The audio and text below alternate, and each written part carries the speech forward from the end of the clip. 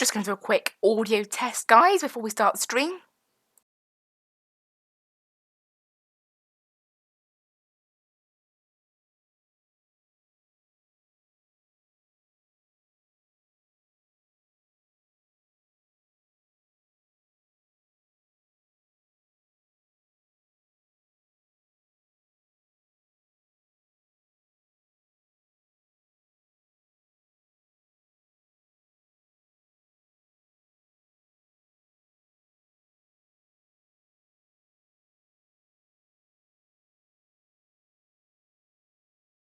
Great, audio's working good then. I'm just getting the last parts of our flight sim set up before I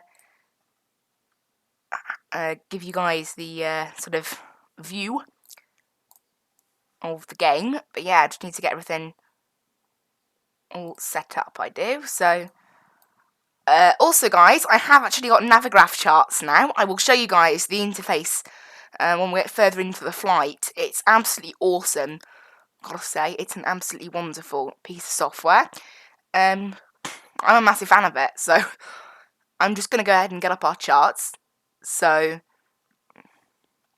I can see what we're doing today. I want to look at the parking stand chart so I can see what we're doing here today. So probably about stand, any gate heavy basically. Gate 42, how does that look? Gate 42 looks pretty good, so we'll get ourselves loaded in there. We've got moving maps and everything as well. It's absolutely awesome. So, as I said, I'm a massive fan of what I've got here. Just gonna go ahead and configure everything. And yeah, we can get underway. But yeah, it's absolutely awesome piece of software, this Navigraph. Bought a subscription to it, and yeah, I'm rather pleased with it.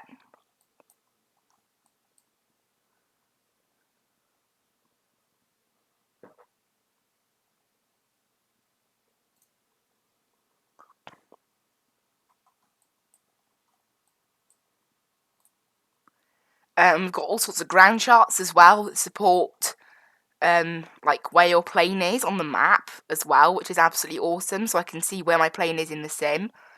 It's so cool. Right, I've got to go to the airport chart. Here we go. For me to be able to see where I am. Oh my word. I think our scenery is slightly out. Because of, actually, no, never mind. I'd say we're in the right place. I don't know. Where stand 42 was looked a bit different. Right, we'll get the jetway connected up. First time I've ever used a jetway on one of these things. Because we haven't flown it since I put up the scenery. Right. You guys can now see the sim. It's not making any sound right now. I'll get the flight directors on. It sounds hilarious, that does. Just like without anything else going on. So, yeah, I can see where I am on the sim. The charts are slightly out in terms of where the game thinks my plane is. That's because of, well, the out-of-date scenery, the extra runway there is and things like that. So, it's all very cool, though. Anyway, that is that for today. I don't know what I'm on about. Like, that's everything set up. So I'll go ahead and get external power firing up.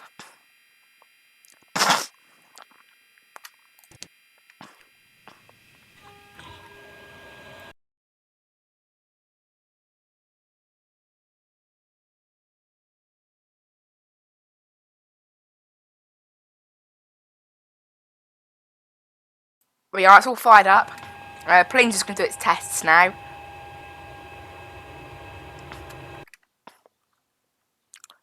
Looks quite nice out here, quite calm. That jetway doesn't really... In real life, I think the jetway would connect to this door.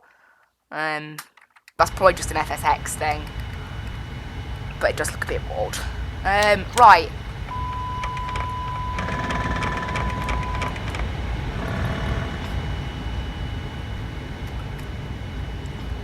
Right, it looks like it's all set up now, so... yes, we're on... Actually, no, there's another plane currently on the ground here as well. We are connecting today now. Call sign is Skyways 2095. We are a B787, no, a B789. There we go. Connect. Fetch our flight plan from the server, file that. This flight's going to be about 14 minutes longer than the last flight we did from Palma. It's amazing how different it is. Right, we're here on the ground in Leper. I won't put any of that in actually. Let's get the dispatch done first. That reminds me, before I even do that, I need to make sure that this thing is in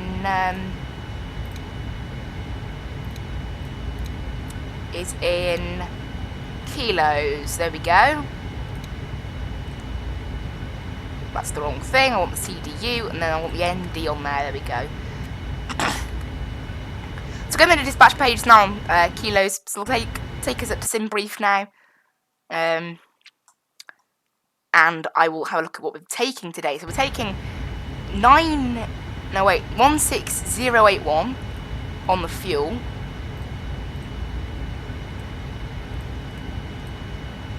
Boom. And we are taking how many passengers today? 260. So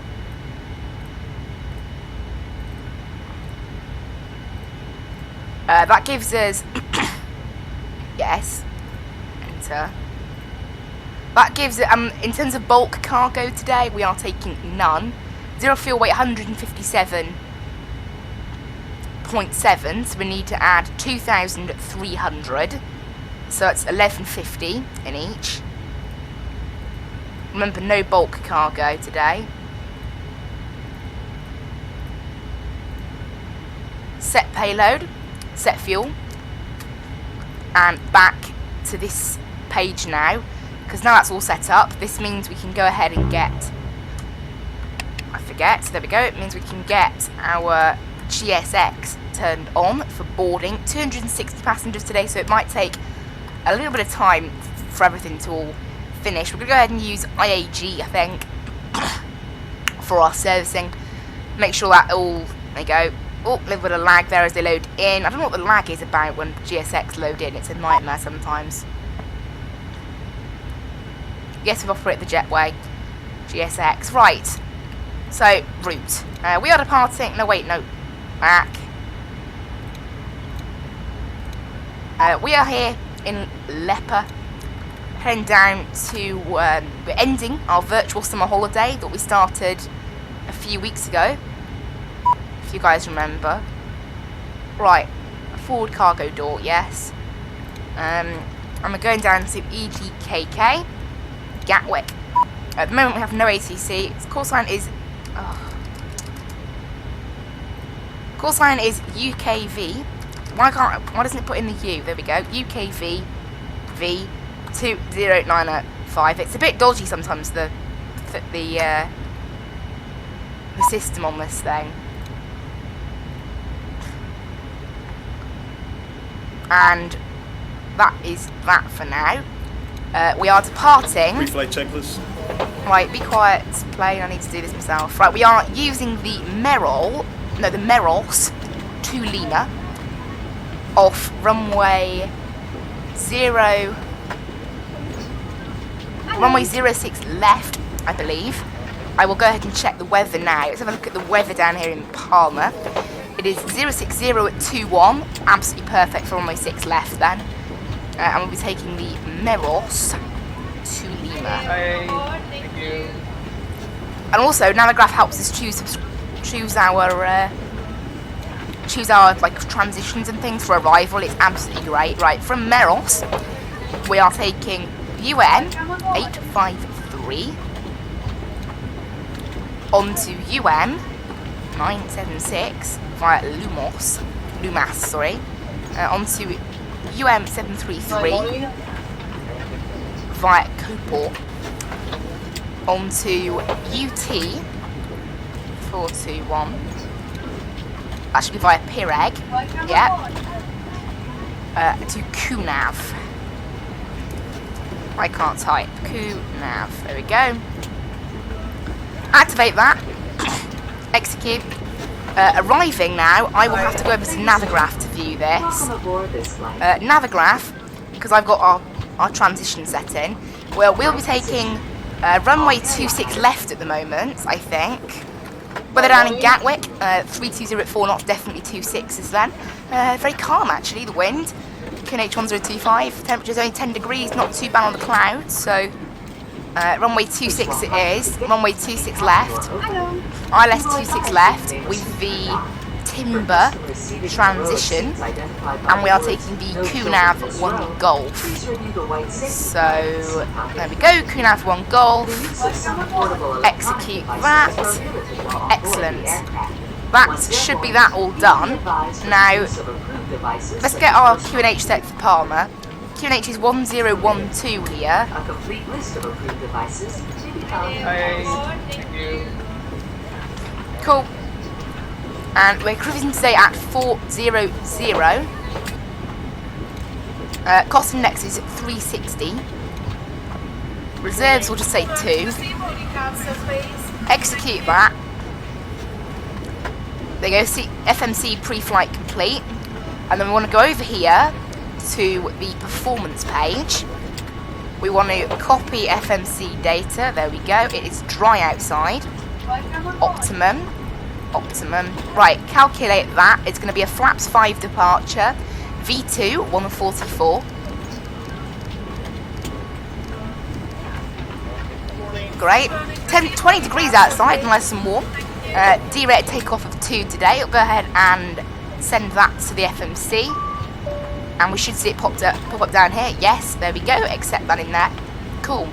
And there we go. It's FMC pre-flight complete. So this can go over to the legs page. This can go to the progress page. 809 miles. That's about what we were planning today. Right, we'll make sure the weather radar is on weather and turbulence. It is. So that means I'll get the weather radar working, I guess. This can go down to a 10 nautical mile range. So now let's go outside, see how it's looking.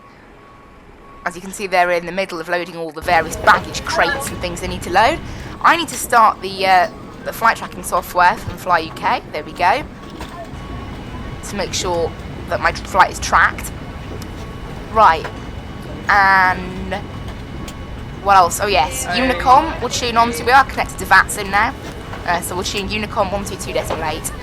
And currently no ATC online today. We have 3 planes on the ground here in Palma. We have a BA going to Funchal, an A350 no less. We have me going to Gatwick, and we have a Eurowings going to Düsseldorf, no, Cologne. Where are they then? And they go. So you can see my itinerary is a little bit out of date. I don't know why they're appearing as in Iberia, given they've got a BA call sign, but whatever. The model matching is from January, so maybe they don't have the Speedbird thing then. Right, up to 40,000 on there, and everything else should be all ready. I'll get this tuned down to runway heading. And we'll have a look at the charts for Palma. So look at our SID chart today, the Meros. Are we taking the 2 Golf? I don't know what we're taking, I'll be honest.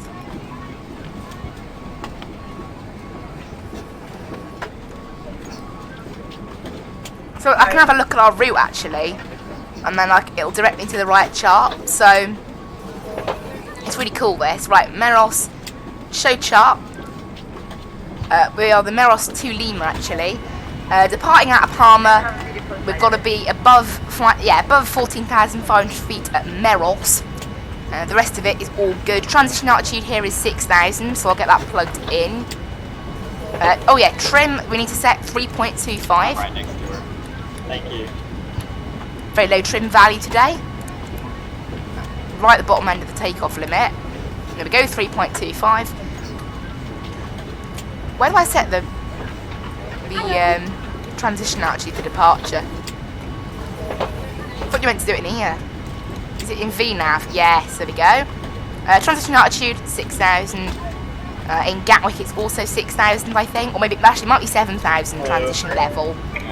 So I'll set 7,000 in there. Cool. All passengers are boarding. We've got our chart ready. It looks so cool, this, though, I will be honest. Look at it.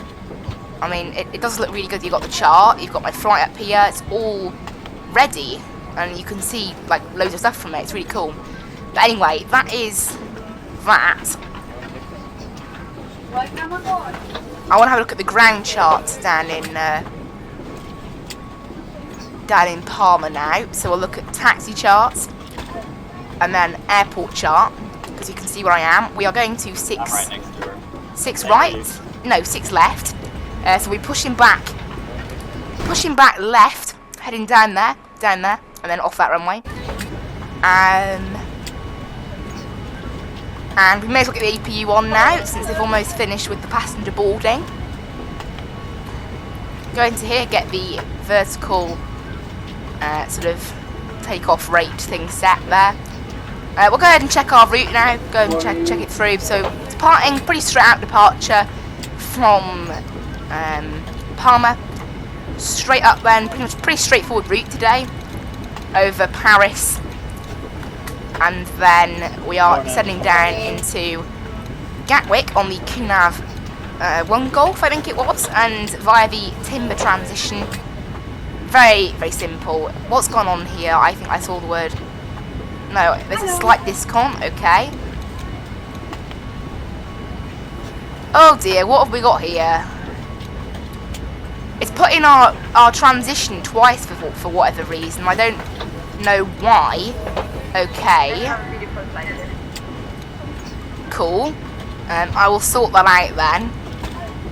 Cool. That should be only in there once now, yes? It's still the same amount of time. Great. I think that solved our problems. We head to Amdut, KKA 64, Timber, and then on to our arrival. Perfect. I've flown this arrival before with this transition with Pro ATC. It's quite a simple one. It works fairly well, so we'll keep it like this. Right, into map mode now. We're not going to need the ground chart, because look, again, this is my favourite part. There's that little pink arrow. That's me on Navigraph. It's so cool.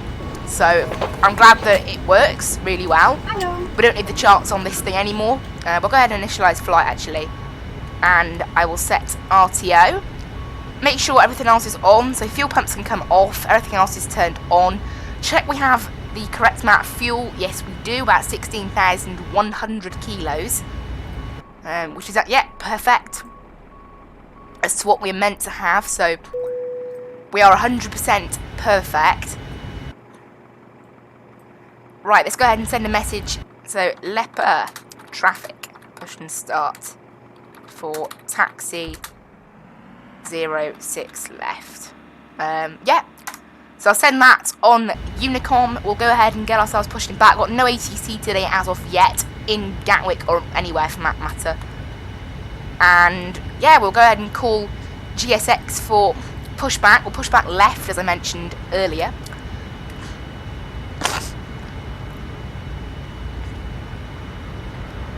Is the APU on? Yes, and the APU gens are on as well. Oh, great. It always does that when you switch over. The APU's on. Why does that cause a problem? Oh, great. Hello, Captain. We're ready for pushback. Why isn't the APU? The APU's on, ain't it? Or was it not on yet? Maybe it wasn't on. Rip. Right, we'll close the doors now. Locking gear. And we'll get rid of the jetway as well. Ladies and gentlemen, we have just closed the main. Right, checklists. Yes, yes. Ladies and gentlemen from the flight deck, this is your captain. We'd like to add our welcome aboard today's flight. We're just finishing up our last flight for standard route done that. Pushback, we're estimating. We'll go left and Beacon. Beacon. 5 minutes been inserted. Release parking For your brakes. safety, so we ask that you give them undivided attention. Commencing push. Once again, All thanks engines for clear. flying with us. Start at will. Sit back and relax, and I'll update you on our progress once we're. Right, away we go then. Obviously there's a bit of a miss up there. Oh well. Right. Go ahead for cockpit.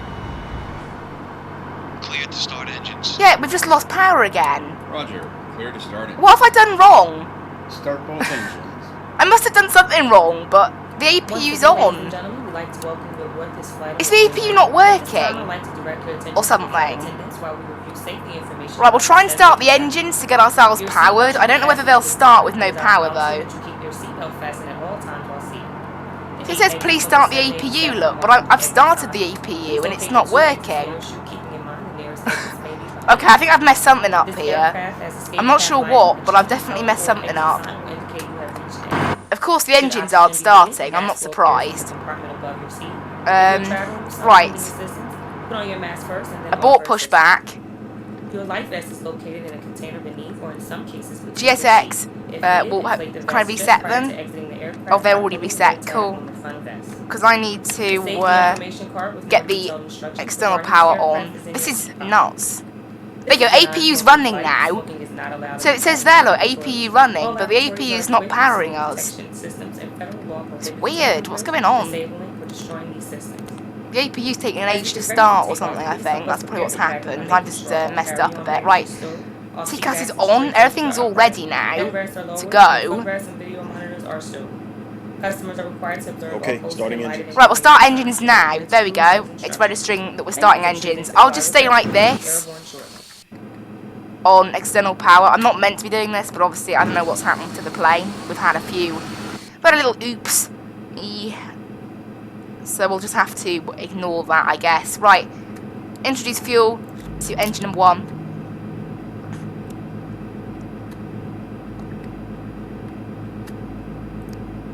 Why is GSX still making that sound?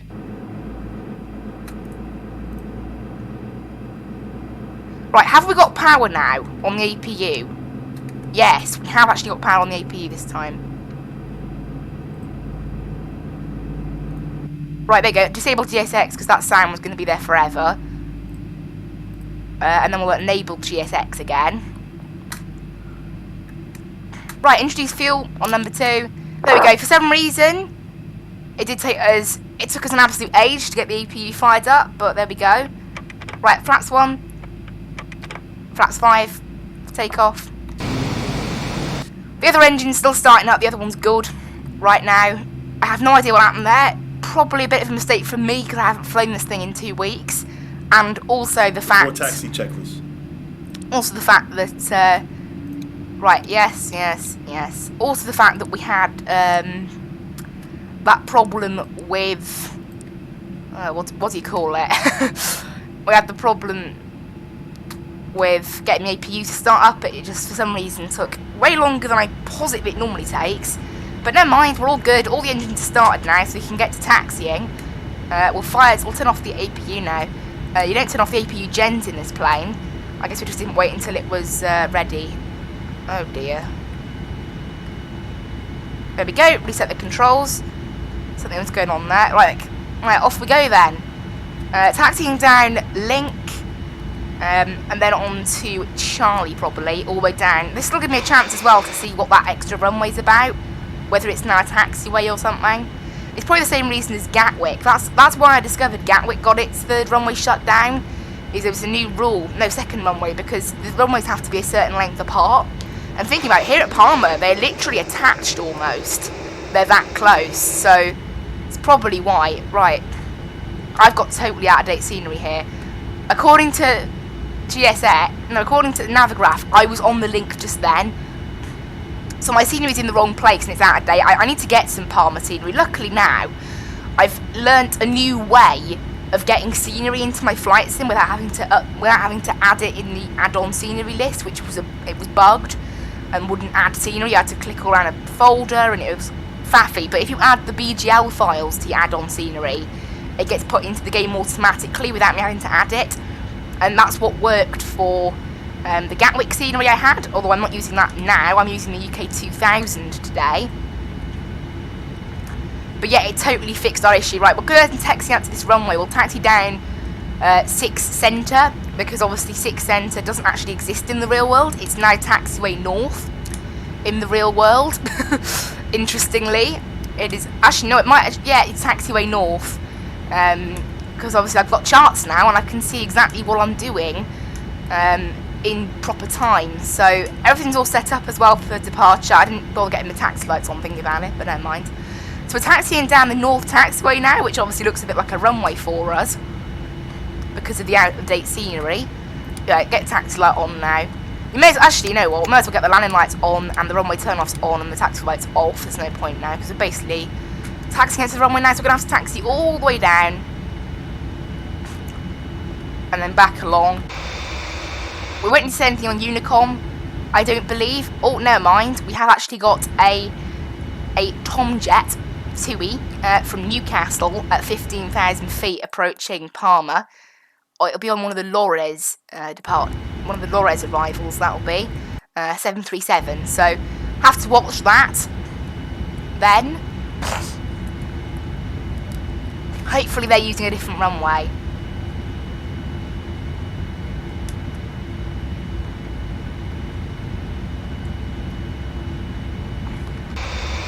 Right, speed brake is armed, auto brake is in the RTO position, so everything is all ready. Does the speed brake need to be armed on this plane? I don't think it does. That's the thing, I really don't think it does. It doesn't in the Boeing 737, it's an A320 thing, that is. This runway is actually a lot shorter as well. But yeah, I don't think Palma's not that big an airport to need 3 runways. I've been to Palma Airport and it is fairly big, but I wouldn't say it's that big. Like 3 runway big. Right, we're taxiing down here. No, that's why they shut it actually, maybe lack of use. Right, taxiing down here. Actually, we're going a bit quick. We're going 47 knots. Well, that's weird actually, because I'm going literally minimal power. I'm idle right now. So I don't know how we've gained so much taxi speed. Obviously, we're going full length. If possible in the 787, you'll always go full length. Before takeoff checklist. We need it. We are doing a D-rated takeoff of 2 as well. Please be seated for departure. Just to add to it, basically. So everything's all ready then. Everything's all ready for departure. I haven't messed anything up, have I? It's about 810 miles down to Gatwick with our route. Right, slow ourselves down now. We'll taxi on here. And I will get the SID chart up for me to look at now. So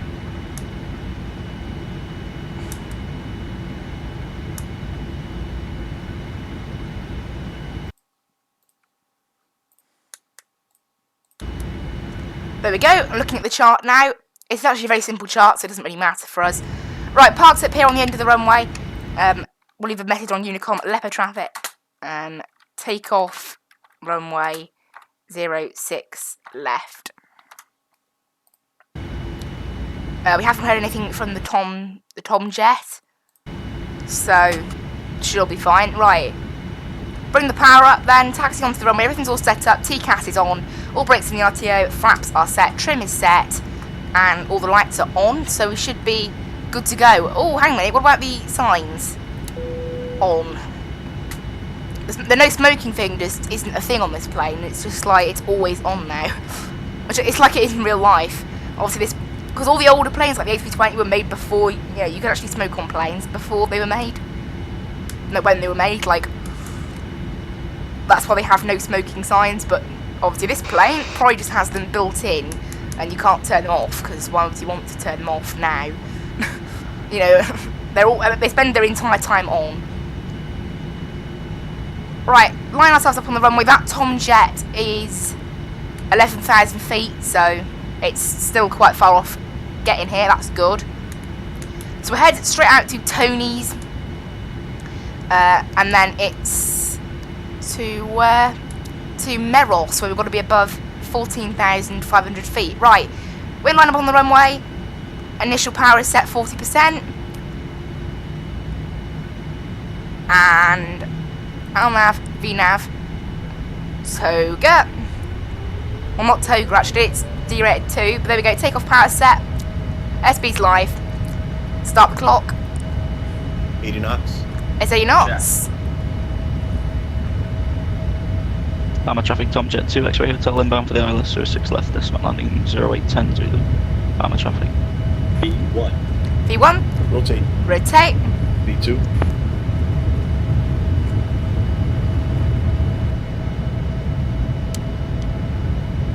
and in the air we go. Auto brakes from the start. Positive brake gears up. And we're in the air.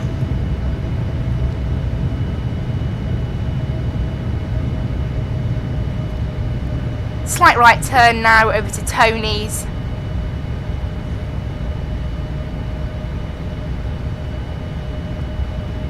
There you go, we're now in line. Duck down a little bit and help ourselves gain some airspeed.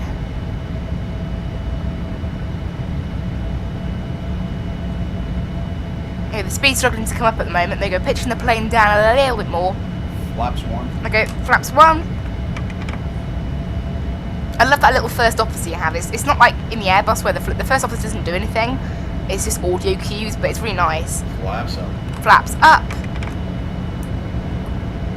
And there we go. Autopilot on. Autopilot on. Autopilot in command. And the autopilot has taken control. There we go.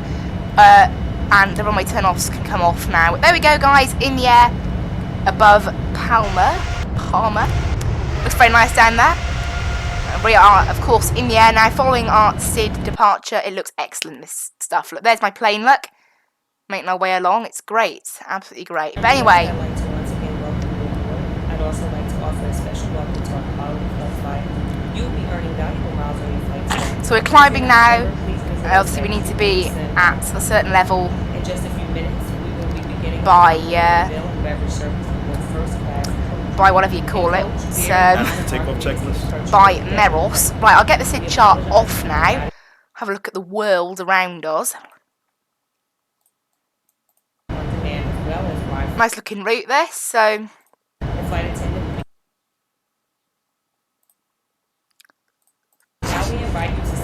right, transition attitude, set. And we are in the air, guys. Look at that out there, looks quite nice.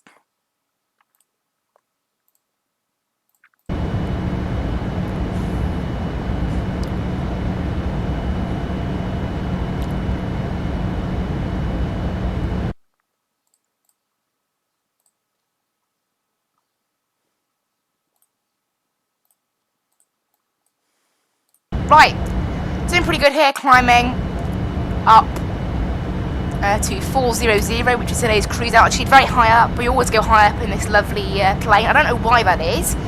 Also, guys, it is, of course, 787 week.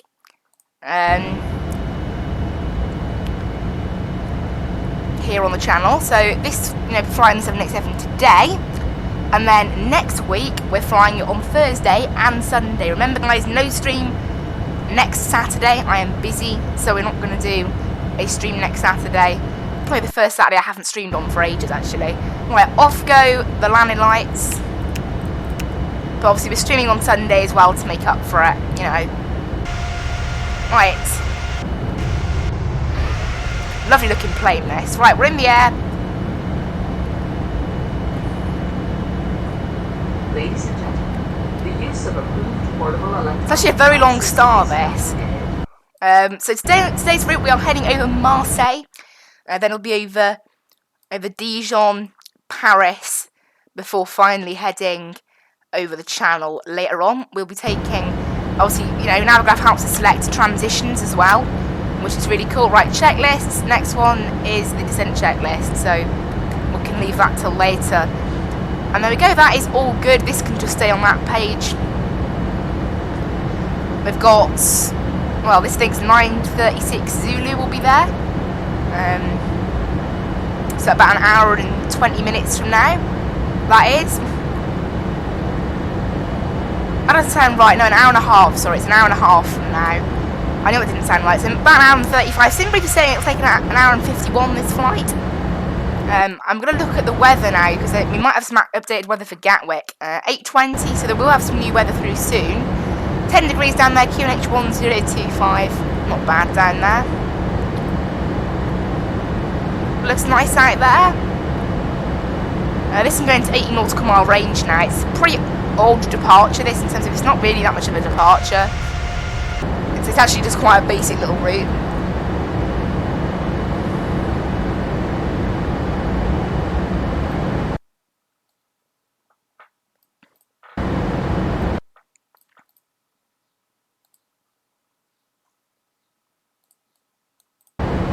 So we're in the air passing 13,000. It's very cloudy out here. Probably bumping our passengers around a little bit. There's nothing on the weather radar, so I'm happy to turn the seatbelts off back into auto.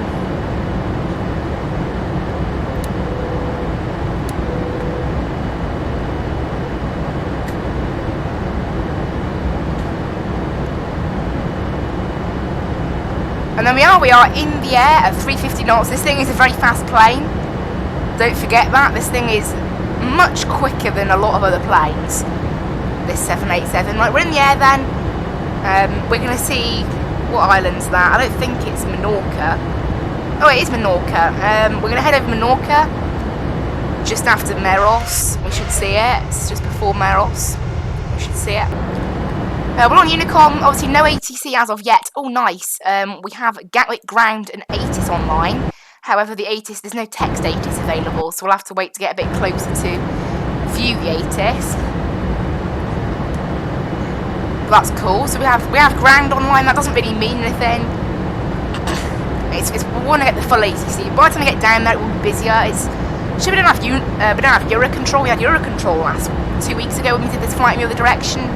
And it was great because it was full ATC the whole way down, because from France all the way to Spain it's just Eurocontrol, like one Eurocontrol centre, which is great. And we had London Centre online as well, so we actually had full ATC, and we had I think Gatwick Ground online too. It's absolutely awesome. But yeah, so far today nothing like that, but I'm okay with that. I'd love ATC obviously, but right now what we've got is absolutely fine. I'm enjoying the Navigraph charts, you know, and it's an absolutely awesome looking chart, this. Absolutely awesome looking. It's a really good thing. And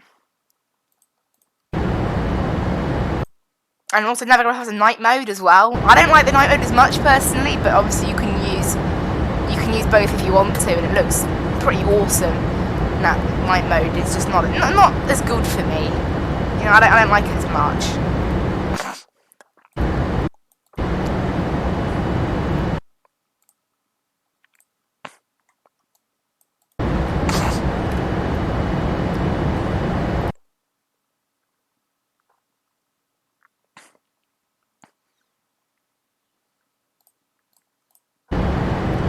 Right, we're in the air now, passing 20,000 feet on our way to Gatwick. We have 760 miles left to run. It's a fairly long flight this, however, you know, last week we managed to do it in like an hour and 34 minutes, I think it was, hour and 35, absolutely amazing. Never been able to do it that quickly before. This flight should take us an hour and 51 according to Simbrief. Obviously on last time we did get a shortcut from ATC, we also had quite strong tailwinds. We have headwinds today, obviously. Generally in one direction you'll get tailwinds and the other one you'll get headwinds. Today we're looking at about, so it's not too bad, and we're looking at 28 miles of overall headwind, ground distance versus air distance. Oh, never mind, no, I've read that wrong. Oh, that's nice, it's actually 28 miles of tailwind. Oh dear, I have a feeling given that message that someone's just lined up at Palma. Palma traffic short final, unless it's just like, you know, why not? It's actually 28 miles of tailwind. I didn't expect that, but that's kind of nice to have a tailwind. It's very good. Right, this thing's starting to climb very slowly now. Obviously, I don't really mind. I can actually view restrictions on waypoints. Amazingly, I can, like, on airways. So we've got to be at least flight level 145 on the UN 853. And maximum altitude is 660, so pretty good. Longest gap between waypoints today, I can see a 75 miles, I think. I can view every single waypoint we're passing today on Navigraph. I do really like this Navigraph. I always thought it was just charts. I was like, no, it's too expensive. But actually, it's pretty good. It is surprisingly more than just charts. And the fact that it links to your PC and you can see where you are in the sim. I mean, that's just amazing. I love that you can do that. It helps out on the ground as well when you get ATC instructions and you're like, where's my go? Well, even if you've got out-of-date scenery, just use the charts. Unfortunately, the moving map thing it doesn't, docking charts don't support it. You have to use the ground chart. So if you want to know where an exact gate is, you're out of luck, really, in that sense, unfortunately. But you can view, I don't know why the gate charts don't support moving maps, but they just don't. It says they don't. But don't mind.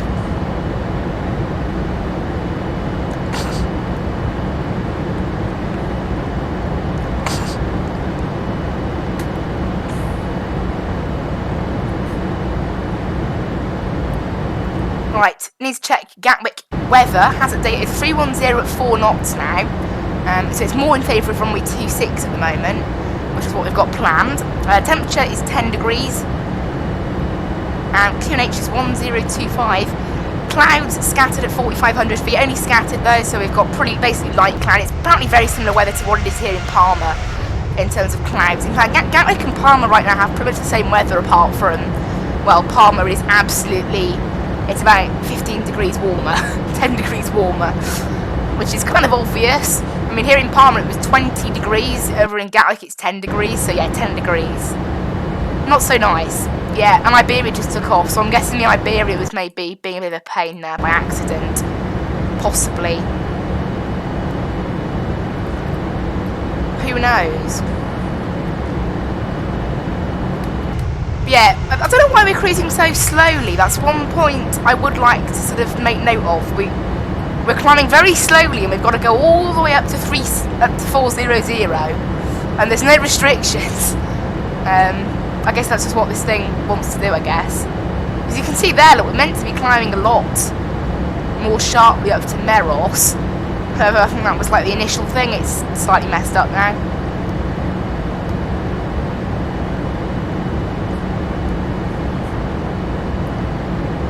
There we go. We're passing flight level 270 now, so yeah, we are getting pretty high up. Obviously, it is always a longer journey to cruise in this thing, because you tend to cruise at 380 to 420 in this plane.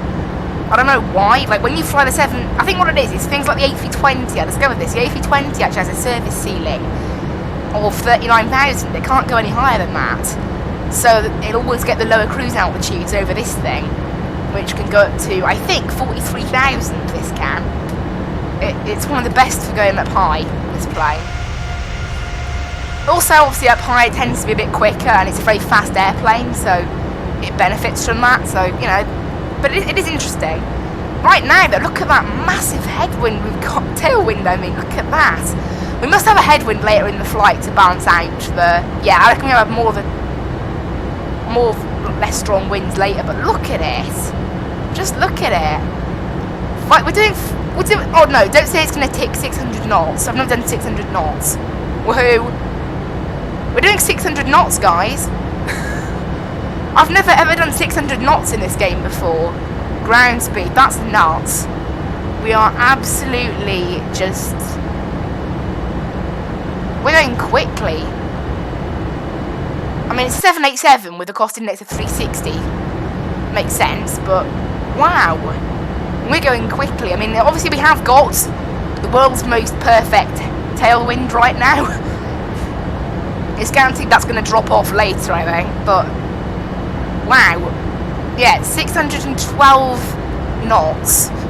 611 is because we're slightly dropping off of the perfect tailwind now. It's slightly more of a crosswind now, so it's dropping off a little bit. Not bad though. Not bad at all. And we are climbing now a little bit quicker. Yeah, there you go. Now it's leveled out 604 knots, but wow. Just wow. I've never, ever gone this quick.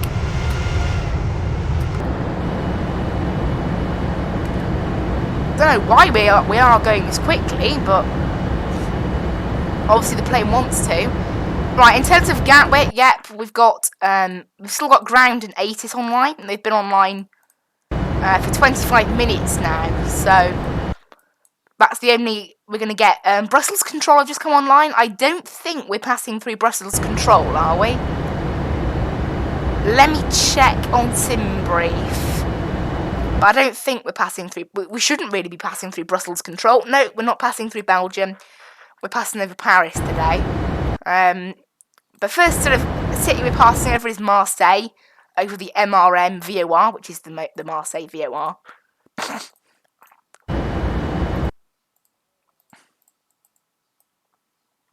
Yeah, this looks nice, this whole Navigraph interface. You can see where I am, and it's like, oh nice, that's where I am, nice. And then when we get to Gatwick, we'll have charts to look at. It's very interesting. Very good. Yeah, Eurocontrol North are online, but obviously that doesn't cover us. I'm actually in range of Eurocontrol North right now, that's amazing. The range on those Eurocontrol centres is absolutely nuts.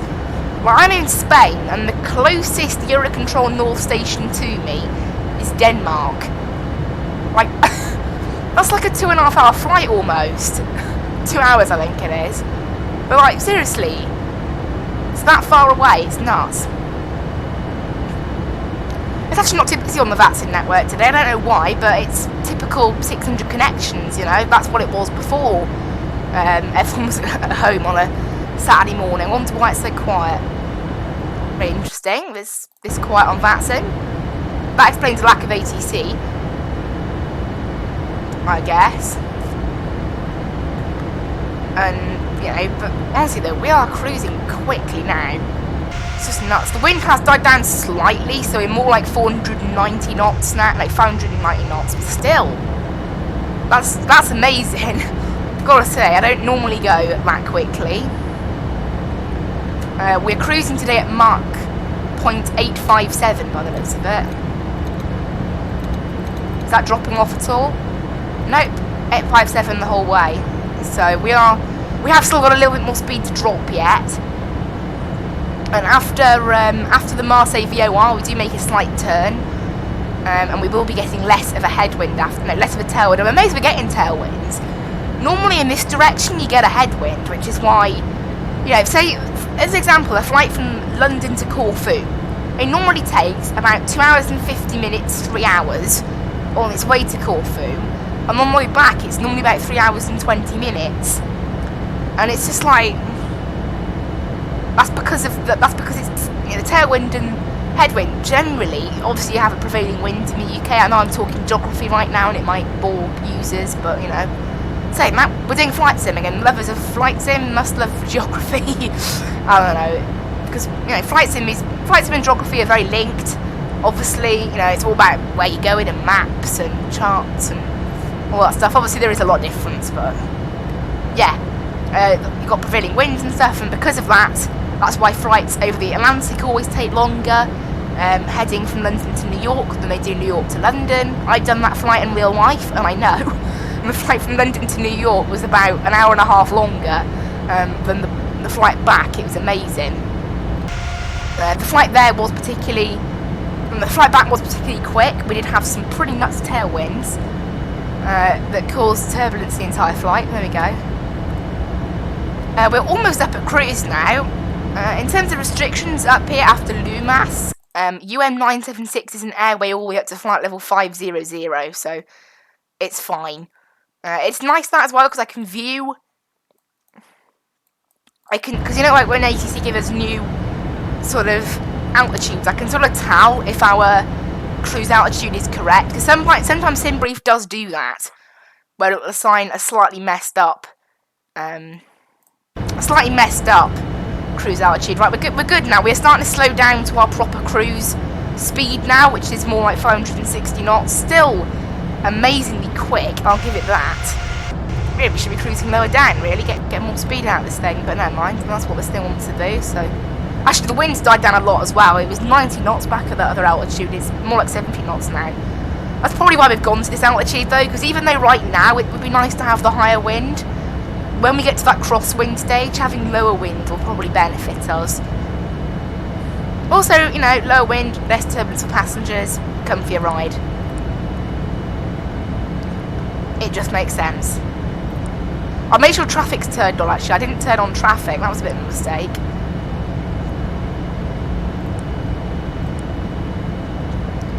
Because in this plane you can't actually see traffic unless traffic's turned on, otherwise I don't think you can. Although I think the TCAS might still alert you because it's on. Right, we're coming up to 40,000 now. where we will be now for quite some time, I think. My guess would be about 500 miles at cruise. Let's see what that says. That'd be my guess, because it's 645 miles.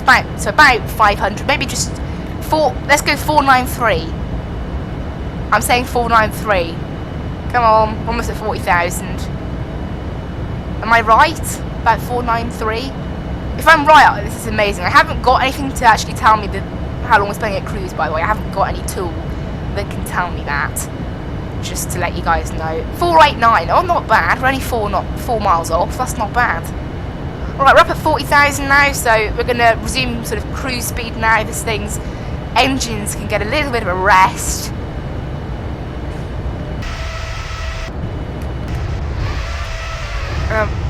And there we are, high in the sky at 40,000 feet. Lovely scenery out there. No ATC at the moment, unfortunately. That's just how it is today, I think.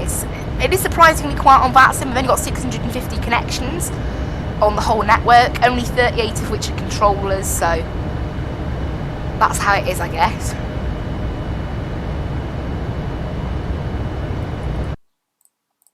Just a little bit quiet.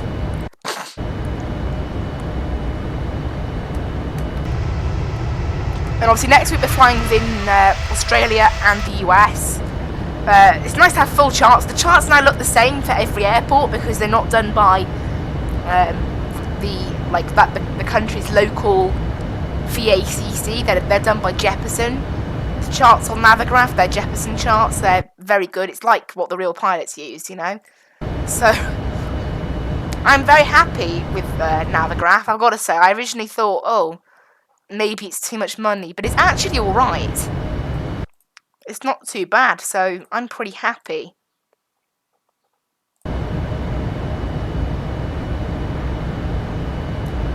I'm looking at our approach now, we can see what we're doing.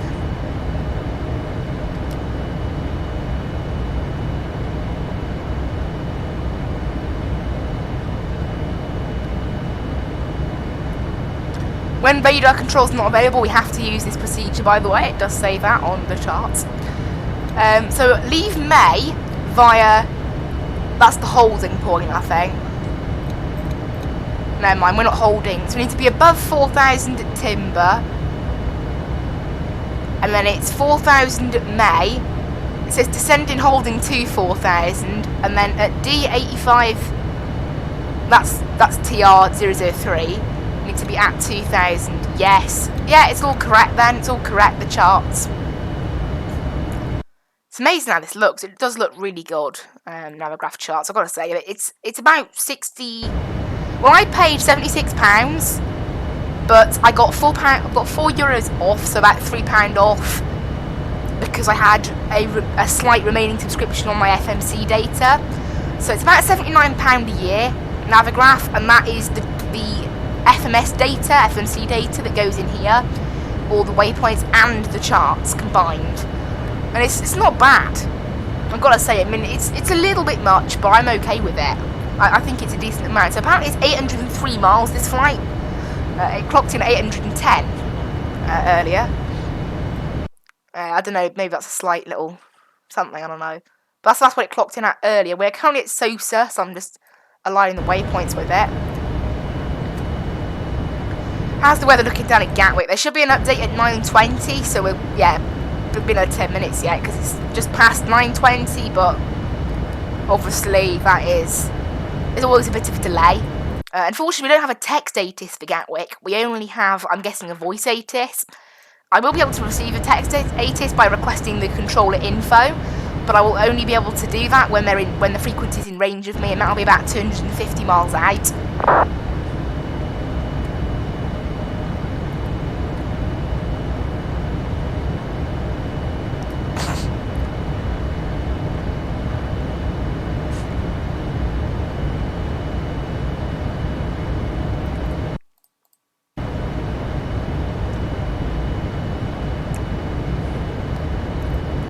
Looking quite nice on Vatsim today.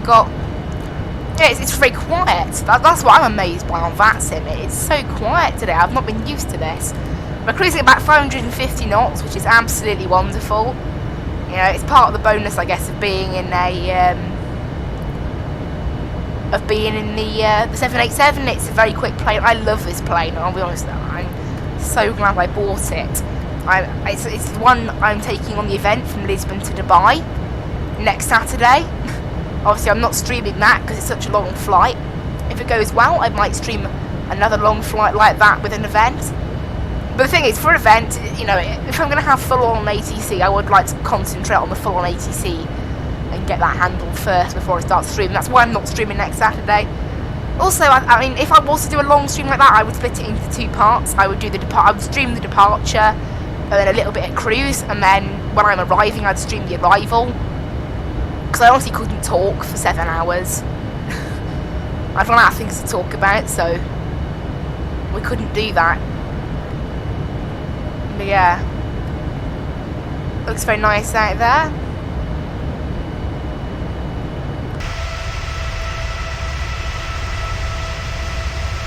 There should be 5 people in business class. I don't think this updates, by the way, after some further looking. I love the red engines though. The Fly2 livery is wonderful. It's a lovely livery. It's probably my favourite out of all the Fly UK liveries. I think it just looks nice. It says you're on holiday. I mean, it's the holiday carrier, but it looks really nice. Honestly, I do love a bit of Fly UK's liveries. Topa Sky's livery is pretty decent as well. Actually, I think Aurora's is probably my favourite Fly UK livery, but we don't fly Aurora that often. But they're probably my favourite.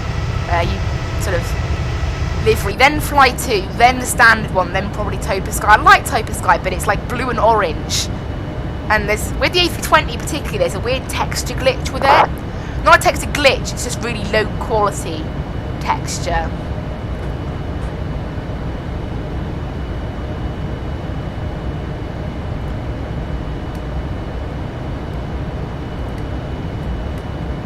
But yeah, it's a lovely plane, this.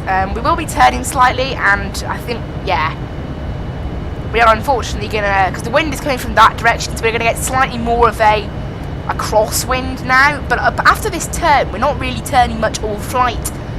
If you look, we're heading straight across Marseille, Lyon, Paris.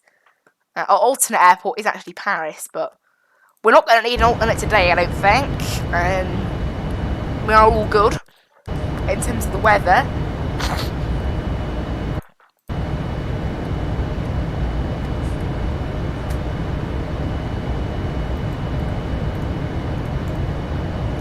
This essentially honestly doesn't do anything though, look.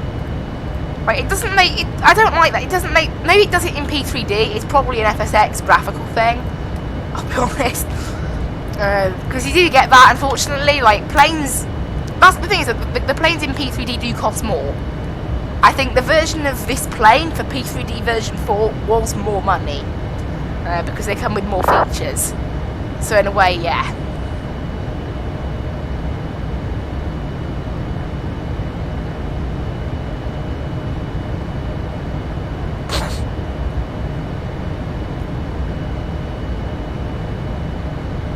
Currently there's only one plane on the ground down in Gatwick, so Gatwick's not too busy. Obviously it's only ground, so it's not like major ATC. I mean, when you're departing, ground is quite good because you can get clearance and you can get taxi instructions and all that, and you know exactly what you're doing for the first part of the flight. But for arriving, they can't even control you. They can't clear to land. So you land, you vacate, and you're like, can I taxi to a stand? And that's it. So it's kind of helpful, but it's also kind of like, it just doesn't matter for an arriving plane as much. The best kind of approach now, I think, the best kind of like frequency to have is probably approach, because they have the time to like manage you really well on your approach. That centre can't, centre can't really manage that. They can't manage exactly what you do on your approach because they have to concentrate. Well, the best they can do is give you a star. The rest, their job isn't to vector planes into Gatwick all day long. Their job is to control the whole of the centre. So approach is probably the best one for getting like detailed ATC. It's quite fun. Well, we're approaching the Marseille VOR, so somewhere down there we can see the lovely city. It is a city, right? Of Marseille. And above Madot, we'll be able to see Lyon. It's great this having this map because I can see exactly where we're flying over. I'm like, oh, that's Marseille down there. I'm like, oh, it's Lyon down there. It's good. Got a map of the world. It's cool.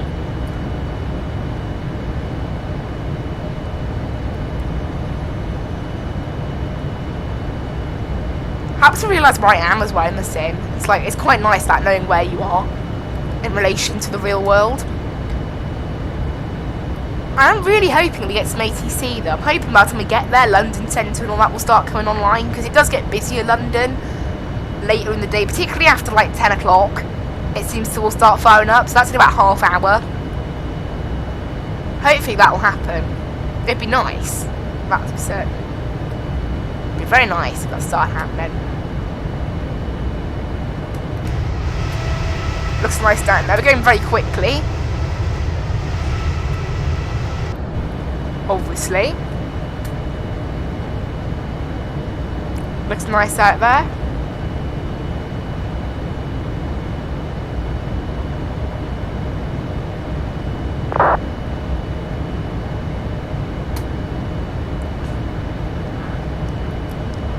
But yeah, right now, just cruising above, well, France now, we've just entered. Cruising above, got no ATC, unfortunately, no Eurocontrol or anything like that. Would have been nice to have Eurocontrol. It's interesting, we are taking a slightly different route. I remember, last time we went, so you can see this is why our flight is taking slightly longer, I think. Last time we did this flight, we went like that. And we also got a direct. So we went direct pretty much from around here all the way to around Girona, which is where, that's where Rosen is, I think. Which is why we went direct. Was it Rosen? No, that was in Manchester, I think. But, yeah. So that's why it's a little bit longer. I think it was more like 760 miles the first flight. Actually, I can dig it up. So this flight is meant to be 740 miles. Oh, wow.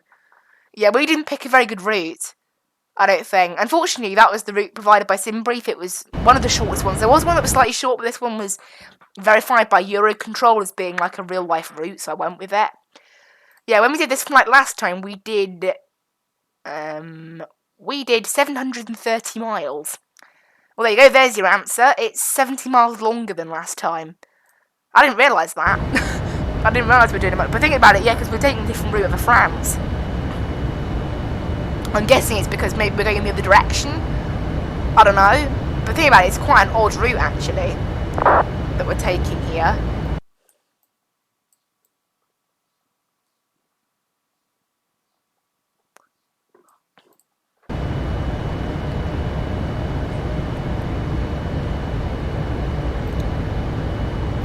It's a very long route. It's got lots of waypoints today on this route. Lots and lots.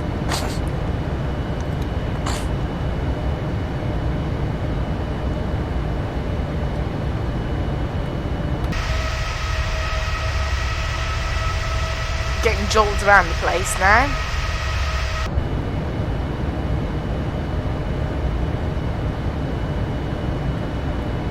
We might have had some new weather for Gatwick. Have we? No, we haven't. It always takes a while to come through. If I check the meta, though, I reckon that will have come through on Vatsim. I don't know why, it's always really slow. Yes, this is the Quality Wings 787. It's a wonderful plane, by the way, in case you're wondering. Because I've seen people play the Magnite 787 on X-Plane, and in my opinion, this thing, just looking at it, just by looking, obviously I've never flown the Magnite, but it looks better, I think. Right, we have got a new weather through for Gatwick. It is 320 at 5 knots, cloud scattered 045, QNH 1025, temperature 11. So the temperature's increased a little bit warmer, 1 degree warmer. We'll go ahead and get our landing sorted then for departure, no, not departure, arrival. It is dry. We'll use probably flaps 30, I should think. It'll be a Cat 1 approach.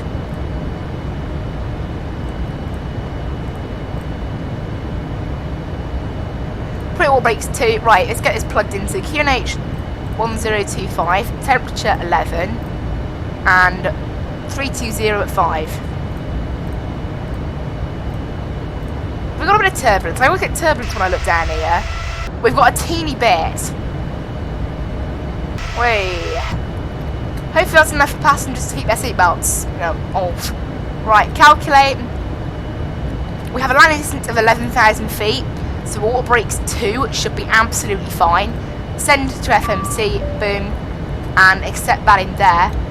That should be perfect. That is that's set there. Why is that saying 0? It does that sometimes. There we go. Just press in it again and it fixes it. There we go. So 140 knots is our approach speed. So we are going to be a Cat C today. Everything's all good. So I'll get that back to that page. Let's have a look at our approach minimums then. I will be able to look at the chart. So we'll look at show chart. I'll do the overlay one. Because I can bring it with me then. Or at least I think I can. No, I can't, never mind. So we head in. Oh, I can see it puts it on my route, that's cool. So looking at our route today, we are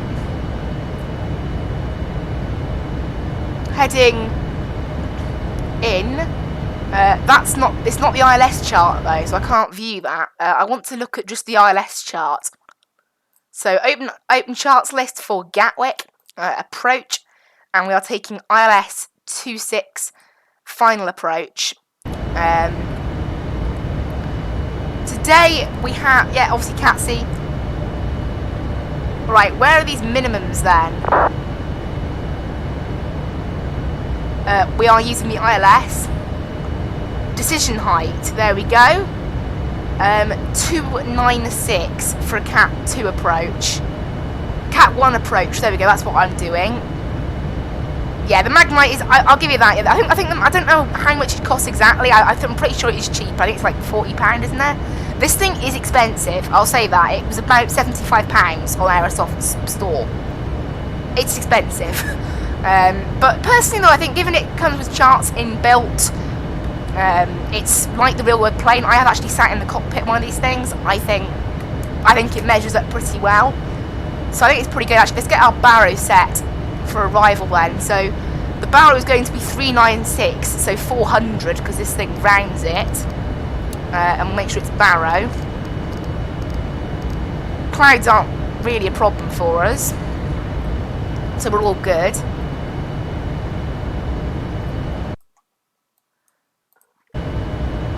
Yeah, it looks nice out there. Nice. Where are we currently? We are currently above France. We've just passed Marseille. We're about 20 miles away from it, 20 miles north of it. Next, over Madot, we're passing Lyon, so it's still a little bit away. MTL, Montelimar is the MTL. Oh yeah, £37. Yeah, that's literally half the price of this thing.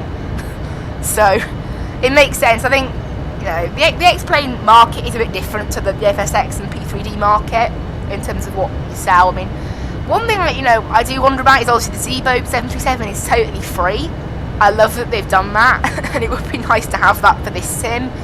I mean, the PMDG is a wonderful plane, but the fact that Zebo have made such a good one for free, I do always wonder that. Although I don't know, some people do say the Zebo flight model is a bit old, although I'm pretty sure it's okay. Obviously I haven't got X-Plane. I've never really used X-Plane, so anyone trying to use me for like X-Plane knowledge, it's not. I haven't got any. So particularly, but yeah, I mean, I'm pretty sure, to my knowledge, this is the only 7874 for FSX, isn't it? I think it is. I can have a look on. Yeah, it is. Well, I don't know. At least it's the only one that Fly UK use, who are the virtual airline I'm flying for right now. So, who knows? But yeah, it's a great plane, this. Maybe it could do with being a little bit less. I mean, it's even more expensive than the PMDG 7. It's more expensive than the PMDG 777, and PMDG planes are good. Obviously, I've got their 737. I think a lot of people switch to X-Plane because of the Z, but I think the X-Plane has got some good things going for it. Obviously, particularly the Zebo, but I just got into FSX. I don't really know why. It's quite cheap on Steam. What I love about FSX is it will basically run on any machine. Like, you can stick this game on bottom settings and fly around in a default 737, and it would work on a little laptop with a very bad processor, and it would be great. But then you can stick it on the most hardcore of gaming rigs and get high quality scenery and high quality planes and Vatsim, and it runs, you know, and it'll need a high quality PC for it, and you know, it's that choice that you get. So obviously you can, that's what I love about Flight Sim. In general, it's the same for all Flight Sims. You can have a totally bog standard game, and you can do pretty much anything you like to it with mods. It's great. You know, there's very few games out there that you can do that much with when it comes to mods. I mean, OMSI 2's up there. You can do a lot with mods.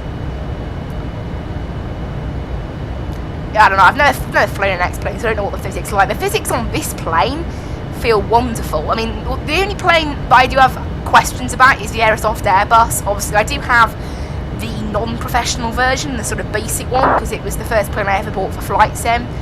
So maybe that, you know, it was only £43 for all 4 versions of the Airbus series, like the A318 to 21. And also I fly it with a yoke, not a joystick, but trying to land that thing feels really difficult. Like, when landing the PMDG, my landing rates tend to be under 200 FPM. In this plane, they tend to even be under 100 occasionally. This thing feels wonderful to land. But the A320, I could never get it under 250. 220 tops. I know it's not terrible landing, but it could be better.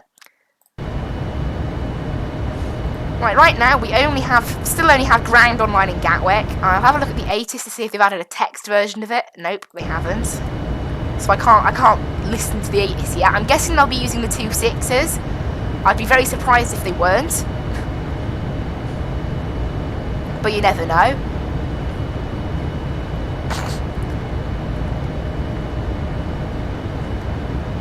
Looks nice down there. It's not too cloudy actually. It's fairly cloudy over there, but where we are, it's actually alright. Because France in this game, with active sky, can be a little bit sort of... Sometimes it's covered in cloud, and sometimes there's no cloud. Today's one of those days where it's a bit of both, I think. Because remember when we did the flyover from Gatwick to Palma 2 weeks ago, I think France was pretty much coated in cloud, so... It was for quite a while, because I remember flying into Bordeaux, and it was covered in cloud.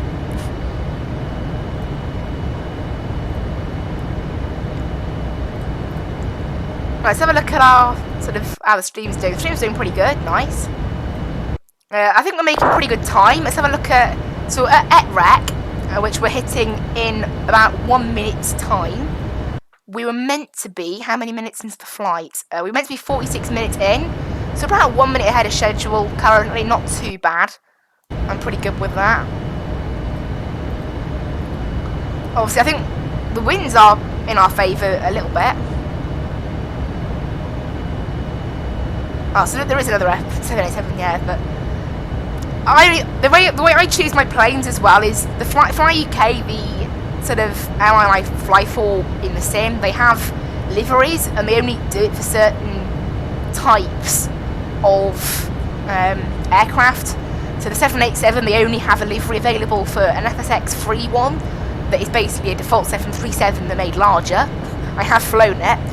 I don't know, the default planes in FSX, that's one thing I like as well. You can, it's kind of fun to stick on the default ATC and to have a little bit of fun with the default plane.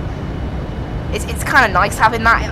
I would agree, the FSX ATC is not the greatest ATC in the world, but it's kind of what makes it nice. I mean, saying that, one downside for the VFR streams, I was trialling helicopter flying, and it worked okay, but the ATC, they just don't even acknowledge there's a helicopter.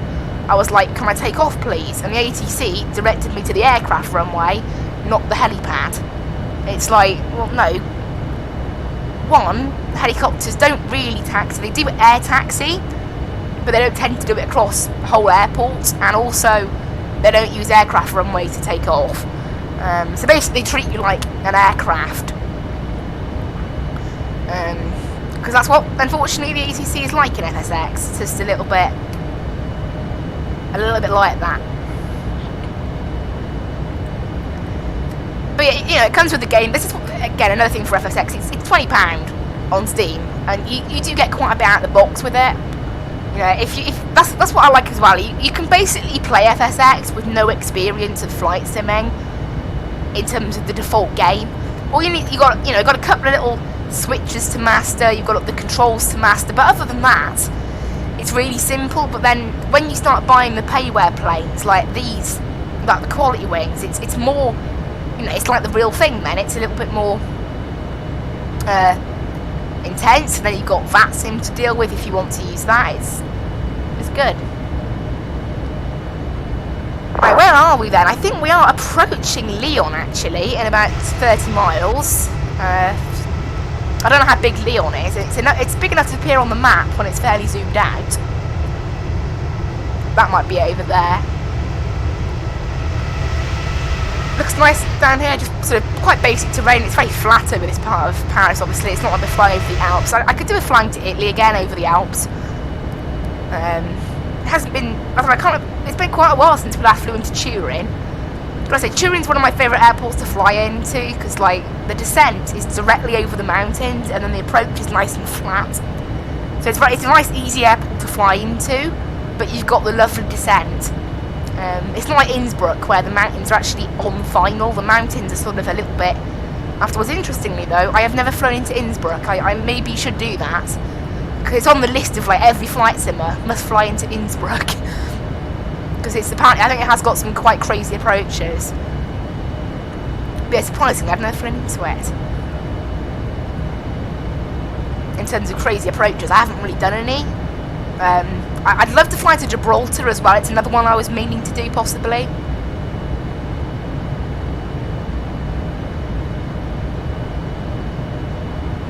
Yeah, I think real planes are a bit more complex. I mean, the thing is, like, I think this is the thing I sort of remember with Flight Sim is, like, even though I could probably get in a 787 and fly it, it's all the other stuff that's more difficult. Like, you know, the procedures you use on Vatsim are a little bit more relaxed, and the things you do with the plane as well, they're a bit more relaxed. Like, you don't get in a 787 in this game. I didn't do an oxygen test before I got in. I didn't do a stall warning test because failures are turned off. Why would I need to do it? But obviously in real world, failures happen and you have to do that. So it's flight simming, you know, as complex as it is, it's still different. So if I was to get in a real 787, yes, I could fly it, but would I be able to fly it competently? Probably not. Yeah, I don't know, I need to try and, maybe I'll do it in 2 weeks' time. Maybe we'll fly from Gatwick to Innsbruck in the A320, possibly. I think you can do Gatwick to Innsbruck with Fly UK. If not, I'll just use BA, or maybe I'll fly out of Heathrow instead, I don't know. But yeah, I think I would like to do some flying into Innsbruck. Never been there, obviously, in the game, as surprising as it sounds.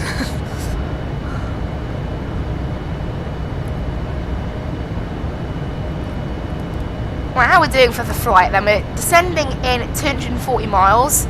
Not bad, we've made pretty good time today. We've already been in the air 50 minutes. Not bad. And we are, you know, still only got ATIS and ground online in Gatwick. I will grab the information from the ATIS. I'll request controller info for the ATIS once we're in range of it. Because the text ATIS is far better than getting the voice ATIS, because you can just look at it rather than have to listen to like the series of information. Much prefer text ATIS if it's available.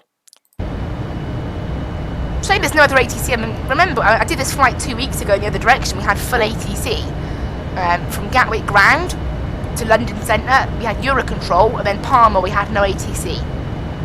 So apart from Palma we had full ATC. It was very good. So it would be nice to do that again and get full ATC, but I was kind of amazed by that. There was no events on. We just got lucky, I think, with the ATC. Obviously we're not passing through Brussels control, so we're not going to get ATC from them. Eurocontrol North have been online quite a bit recently. We had Eurocontrol North online on Thursday when we went from Oslo into Manchester.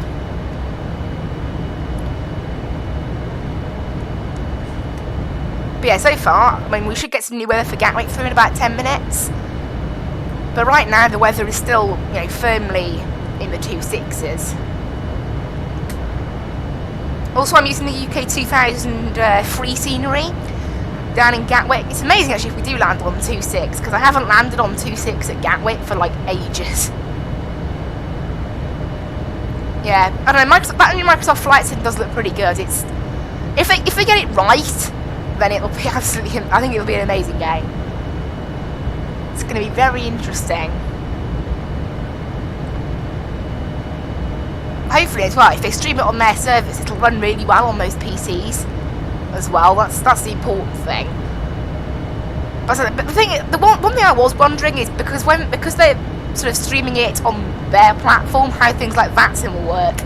Because I'm pretty sure they are going to build a multiplayer into it, but FSX, this version, has a built-in multiplayer, and I think it's full of people who are quite silly, unfortunately, because it's one of those things you can just literally join it and you're in. All you need is a little Steam ID or something. If you get banned, so what? Vatsim, I guess you can get banned. You need to get people being a bit silly on Vatsim, but it's never that bad. Because you have controllers and supervisors around to watch it, so it's never that bad. It's fairly busy. It looks like there's an event going on or something. Not an event, there's like tons of planes. They're all GA planes flying around. I don't know what the recommended specs are.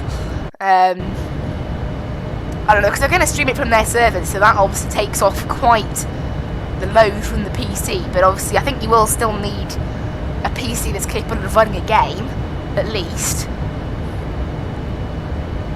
But I don't know. I don't think much has been released about it, really. There's a few flight simulators who I think have copies to it, like big YouTubers who have copies to it. Although then they're not even, I don't think they're allowed to show a massive amount of content from it, but obviously I don't have a copy of it or anything like that. You need a channel that actually has, a decent amount of subs for that. So,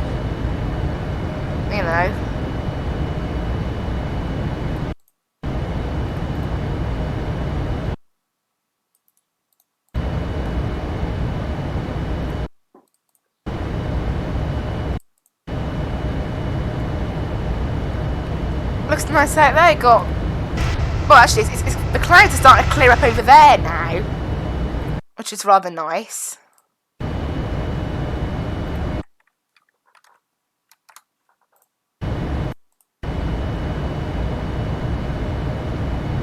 Yeah, I don't have a 4K monitor, but I imagine it would look pretty nice.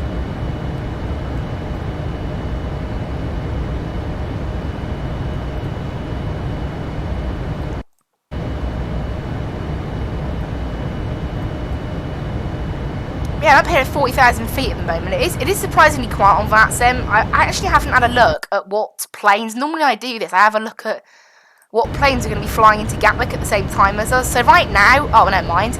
We are the next due plane to arrive in Gatwick, and 40 minutes after us, there will be a flight from Lisbon. There'll be a TAP Air Portugal, and then coincidentally a flight from Innsbruck 4 minutes after them. But I've basically got Gatwick to myself then. We're not in range of ATIS yet, unfortunately, so I have to wait for that.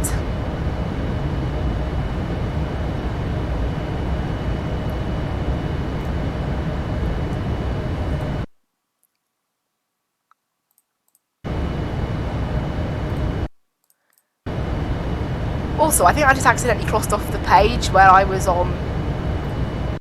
streaming from. Does that mean the stream stopped? I don't think it does. No, it doesn't. Good. Rip. I didn't know you could go off that page, actually. There we go, I've just fixed that. That's better.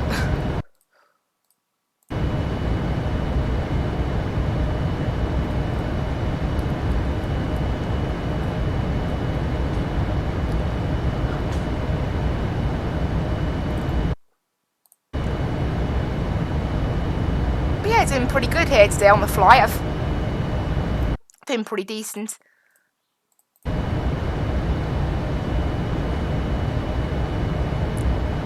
Looks quite nice over there. Over there, it's a bit more cloudy. Those clouds look slightly pink. I think it's a reflection from that. That's kind of cool. Cool little graphical effect, that is. Right, where are we right now? So we're currently over... Okay, we're not actually over many big places at all. Not enough to show up on the map. Anyway, we passed Paris at Utella. That's where we passed Paris, at that waypoint. We might see Paris, don't know. Oh! There's a plane. Hello, plane. It's a BA. That is Speedbird 572 heading to Milan. A320. Cool. That didn't show up on my TCAS. Is my TCAS on? I'm pretty sure it's on. Yeah, it's on mode C and transponder at normal. It's all set, all good. Interesting. I'm not currently in range of Gatwick 80s yet. We've been in the air 56 minutes, not bad. Just 180 miles to go till top of the descent now, so... I don't know, the flights in this plane, they do just fly by. That was a bit of a pun there, wasn't it? Oh dear. Oh dear. Right, let's have a look at our arrival then, in terms of our... sort of, how the charts are looking, so...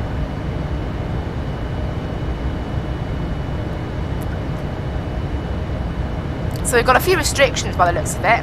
We've got to be at flight level 160 at Amdut. So I've got to say, this is how cool Navigraph charts are. Like, you've got, look, it actually puts it over my route so I can see exactly what I'm doing. So we head over QNAV and then Amdut, we've got to be at flight level 160. Maximum 250 knots at KKE 64. This thing's already going to be down at 240 knots, so that's fine. Max 220 at Timber. And at 70. Really? That's not what this plane's got in here. That's interesting. Have we got the right arrival plugged in on the plane? Oh, I reckon it was the transition that changed it. I think plugging in the transition did change it slightly. What we had.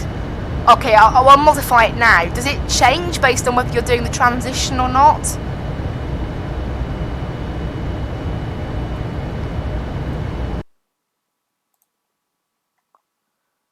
Is there any restriction at Timber at all? According to this chart, there's no restriction. So it must be on the other chart that it tells us. Okay, I don't know, that means our plane is slightly wrong. Although 70 at Timber does sound a bit off. Alright, well I'll listen to what that says then. So 220. And 70.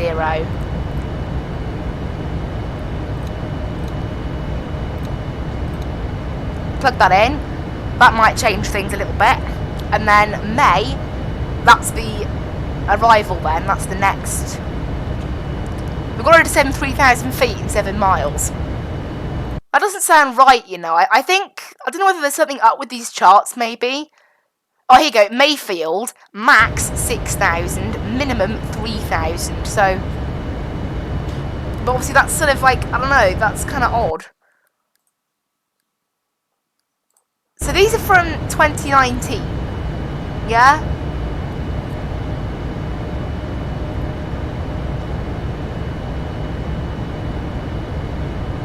So these charts are from 2019, I think. It says effective 7th of November on these charts. So they're not that old. What if I check ChartFox then? Because I'm positive that's not what it says, is it? Because I find it odd that the plane would get it wrong. Normally it doesn't get things like that wrong. But if I look on ChartFox, I'll be able to see, basically. Because obviously these charts are from the UK sort of thing. So 8. So where is it then? The QNAV 1 Golf.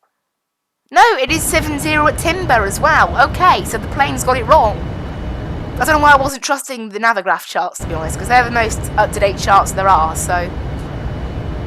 That's interesting. I can't really find the holding at May, though. Have we got a coding table or anything I can look at?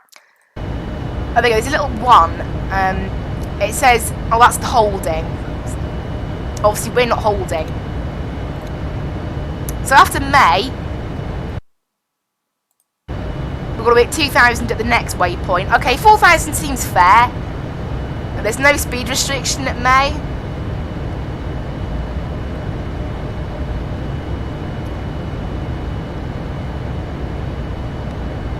So yeah, I don't know, there's no real thing there to say what we're meant to be doing. So I'll just take what it says. Oh, there we go, it says underneath at 4,000. So yeah, you are meant to go from 7,000 down to 4,000 that quickly. That's amazing. Okay. And it's max 220 knots at Timber. KKE 64 at a max of 250 knots, or 240, that's already under. And, you know, it's under flight level 100 basically, so it's fine. Cool. That's fine, man. Also, actually, I can get rid of the restriction on Timber. So how do I get, because it doesn't actually matter, so it's clear, no. Because it says max, I haven't really read it properly. Does that mean that it can do what it likes then with the speed? I don't know. I don't know whether it means it can do what it likes.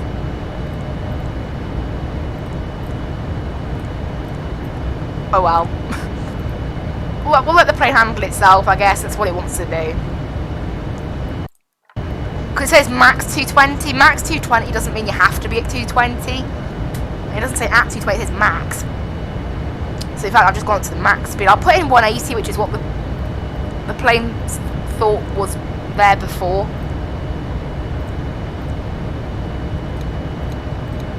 There we go. So now we're at 180 now. It is going to think of it as a restriction now, which is why I'd not really want it to do that. But, you know, considering this thing's such a pain to slow down, I don't really mind. Especially at the higher cost indexes, this thing is a bit of a pain to slow down. We are now in range of Gatwick ATIS, so I can request control info, and I should get the ATIS. Yes, there we go. Gatwick information Delta. Runway in use 26 left. Transition level 70. Surface wind variable at 3 knots. Visibility 10 kilometers or more, scattered 4,600.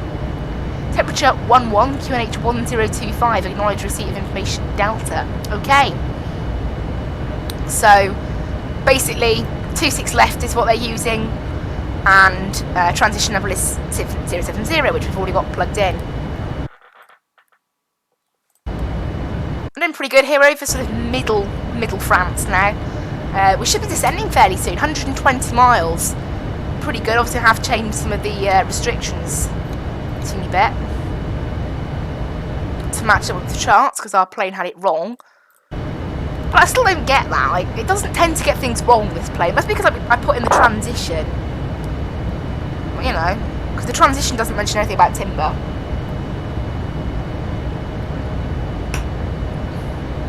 You have to be at 70 at Timber, and it says it on, you know, all the charts, so kind of odd.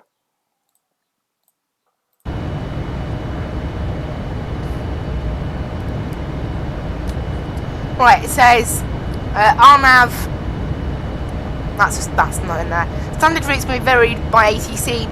Aircraft may be instructed direct to waypoint, followed via radar vection. That's all fine.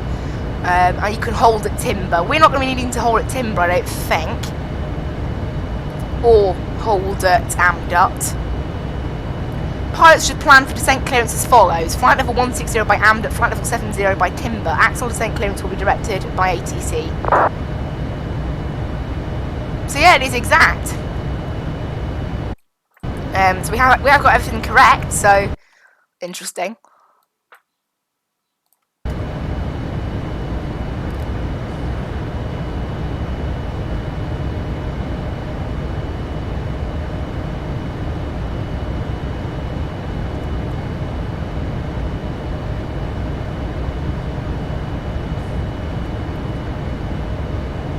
There's a number of planes heading between Manchester and Alicante. I don't know if there's an event going on, like maybe a Ryanair one, because they're all Ryanair. So actually, There's an easy jet and all sorts. Never mind. Right, we're good here. It's actually, the clouds have cleared up. It's nice and sunny. We're not expecting too many clouds over in Gatwick. It's scattered at 4,600 is what we're expecting. Although Active Sky hasn't updated that yet. Active Sky is always so late to update everything. QH1025, there is quite a big difference, so I'll pre-tune it now. Oh my word, I hate this about this plane though. The fact that it takes so long to scroll up the QNH. Like, why? Why do you need to scroll so much? There we go, 1025. And then when we have 7,000, I'll put that in. Barrow is set for landing. Reference speed is set for landing. However, it might have changed by now. Nope, it hasn't. ILS 110.9258. Obviously, all of that is set automatically by this plane, just like the Aerosoft Airbus. However, I think the Aerosoft Airbus does it as because it's not very detailed. This plane does it because it's what the real life plane does. But it's something like that. But yeah, right now we're just sort of going along pretty good. We've got no other ATC down in Gatwick, just ground, so I'll pre-tune ground 121.8. Put them on standby, because we'll be listening to that later. Once we land, we'll have to tune to them.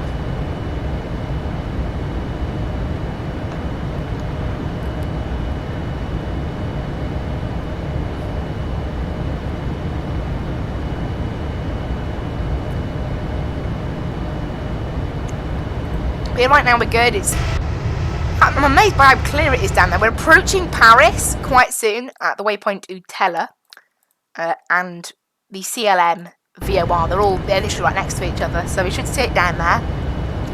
Has been a bit of an odd route almost to Palma. Like, it should have been about 40 miles shorter than this, but it's the route that Simbrief gave us, so it's the route we have to follow. And there's no ATC to give us shortcuts today, so oh well. Too bad, I guess.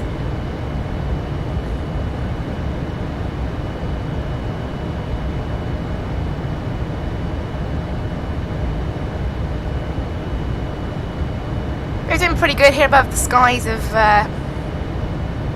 France. I'm amazed by how clear it is. It was a bit cloudy down the south of France, but the north of France is, well, nice sunny day. What is the weather in Paris? Just wondering. Obviously, I know it is our alternate. That's not really relevant. LFPG. Oh yeah, it's 15 degrees, nice and clear, no clouds. So that's my kind of weather. That is. Gatwick, we've got variable at 3 knots. Temperature 11. QNH 1025. So it's not bad. It's 11 degrees in Gatwick, and it's not that cloudy.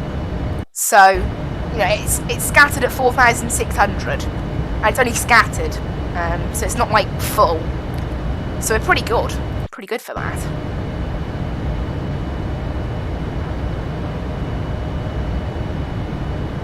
Yeah, not bad.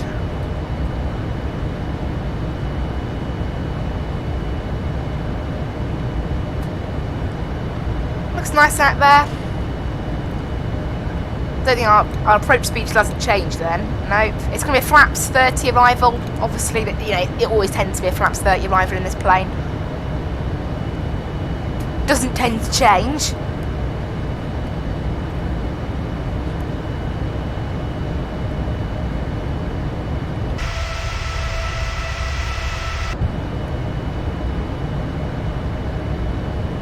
We're going pretty good here.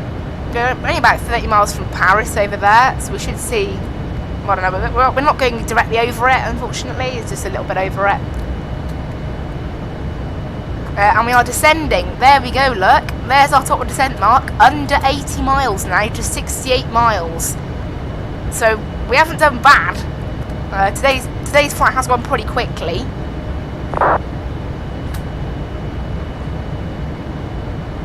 Right now we have actually got a bit of a headwind. I didn't realise it had changed, but yeah, we were doing 600 knots on the climb, and then we're doing 490 now. It's nuts how the speed of these things changes based on the wind. It's like, the wind's that powerful. Pretty nuts. Currently got 2 planes on the ground in Gatwick. They're both GA planes, I think.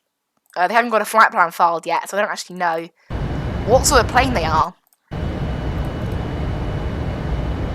But I'm guessing they're probably... Normally, a small plane tends to default to a Cessna in this game. That's like the default GA aircraft is a Cessna, so... Who knows?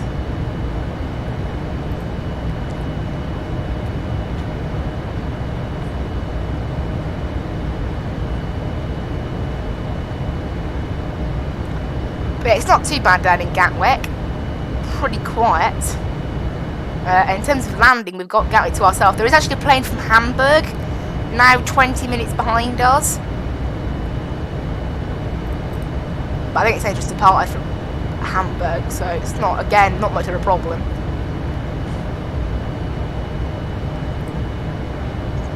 We'll still have Gatwick basically to ourselves. In terms of parking stands now, so I have got the latest scenery now for Gatwick all running. Fly UK use stands 46 to 54, so that's what I'm expecting, between 46 and 54. Oh, what? If you're talking about the scenery for UK 2000, for Gatwick, it is free. They do UK 2000 do a free version of every single airport.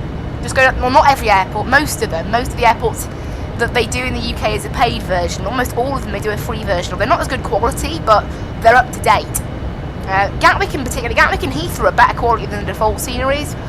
Manchester I did try out, it's debatable whether it's better. Manchester scenery might not be better than the default, but at least it's up to date. Right, let's have a look at where we're going to be parking then on this ground chart down in so we're going to... De Gaulle traffic, EasyJet 3096, taxiing runway 09 right via Victor, Bravo, Bravo Delta 1, De Gaulle. Yeah, 46 to 54, so pier number 4 at the airport. So anywhere along pier 4, basically. So let's have a look at our airport.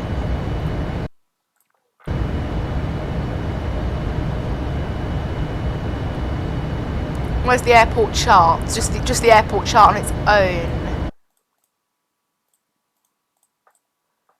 We don't appear to have the airport chart on its own. We have an airport chart with the takeoff minimums, and I believe that is just the airport chart.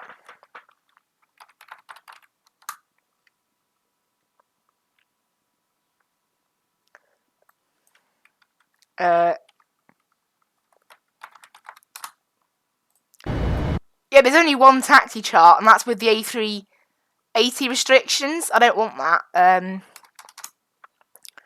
So it seems as if we're just going to have to use the airport, this airport chart here. Airport briefing? Nope. So yeah, it's going to be this chart here then we use. That's the airport chart we're going to use. We're going to land and then vacate and head down Juliet probably into pier number 4 is where we're planning. So, and obviously I'll have the moving map to support me, which is lovely. I'll be able to see what I'm doing then compared to ATC, which is great, absolutely great.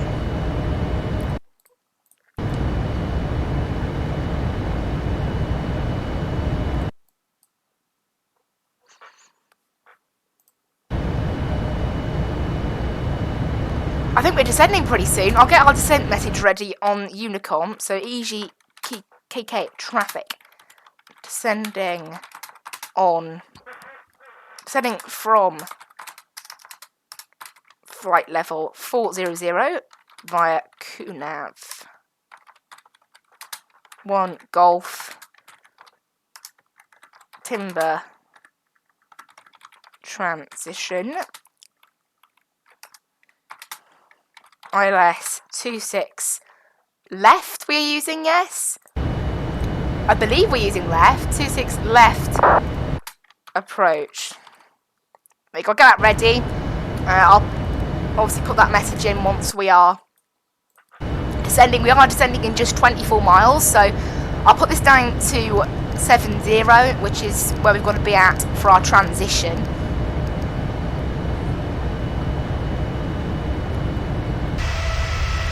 There you go, that looks like Charles de Gaulle Airport, I think. I'm pretty sure that's Charles de Gaulle. Very big airport. Put this down to 40 nautical mile range now because I'm starting to see more waypoints. And yeah, time to descend already. It's been a pretty good flight, this. It does go quickly. I've got to say, I really like flying this plane. I do really like flying it.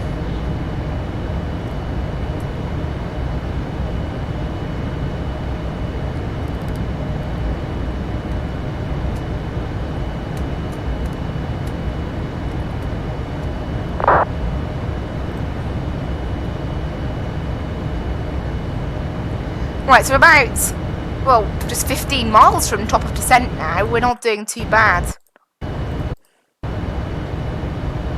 Not doing that bad at all, really.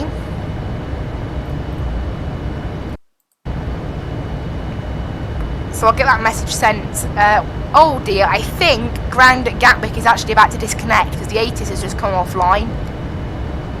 Saying that, ground hasn't gone offline yet, but obviously it's kind of odd that you take off the ATIS but then keep your other frequency online, so I'm just waiting for that ground frequency to shut down now. Unless someone else came in to do the ATIS. Although, it's not active right now, so I don't know. Who knows, we're descending in 10 miles. Obviously, having ground online isn't really anything to us. It doesn't matter. Really, because we weren't going to get much ATC off ground anyway. But at the moment, they are still online. They've been online for an hour and a half. So it wasn't surprising if they went offline. But at the moment they are still online. I'm watching it on VPilot. But yeah, right now, because obviously Vatsim doesn't update that often. It updates every 2-3 minutes, but VPilot is like instant pretty much. Right, we are descending in about 5 miles. So everyone get ready to descend into Gatwick Airport. Takeoff traffic, EasyJet 30906 departing runway 9 right. Takeoff traffic.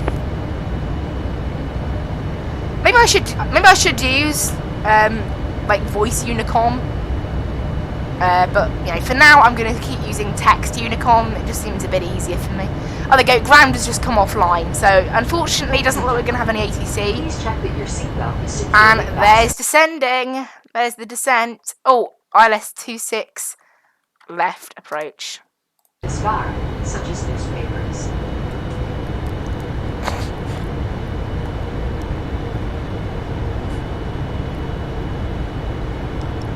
So start descending now.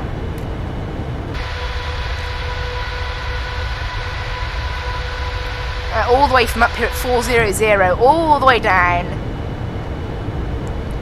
Hopefully there is, so you can see there's a bit of a rush to descent now. We'll put this down to a little bit less range so I can sort of see what we're doing a bit better.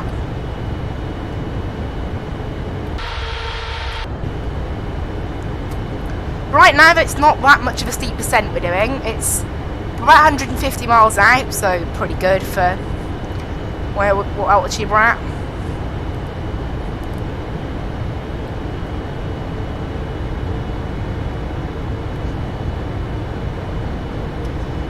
So we've already descended 2,000 feet. It's not, you know, massively quick at descending this plane. Its maximum descent rate is about 3,000 feet per minute. About 3,100. That's its very max. It doesn't like going anything above that, and then it just starts freaking out at you if you go any above that. But right now it's actually quite a steady descent rate. It seems pretty good at managing what it's doing. Oh, ground just came back online at Gatwick. Oh, never mind. I'm being silly. I was looking at Vatsim. Vatsim is always out of date. Cool. There's another Fly UK just spawned in at Gatwick. Company aircraft. Always nice to see company aircraft about the place. Hasn't even got a flight plan filed yet, so that's probably quite promising. It will still be there when we land. Always nice to see company aircraft, you know, fellow people supporting Fly UK.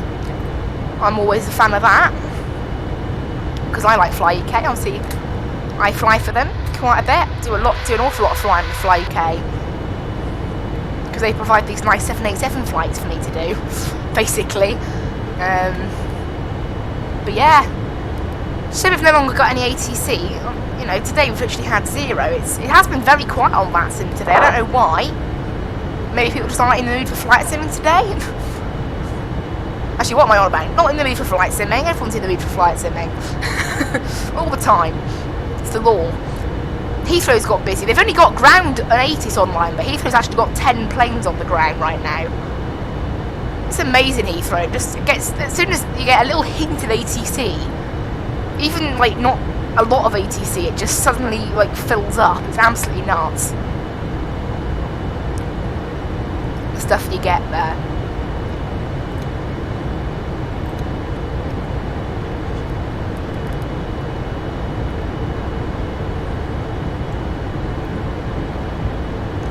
This thing is picking up the descent rate slightly now.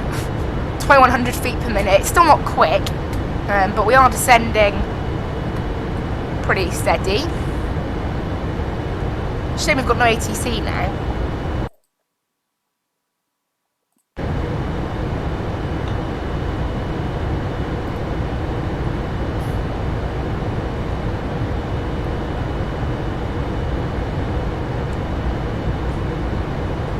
I just came in range of all of Manchester's sort of ATC, so that freaked out a bit. Because Manchester delivery's actually online as well, so Manchester's pretty busy.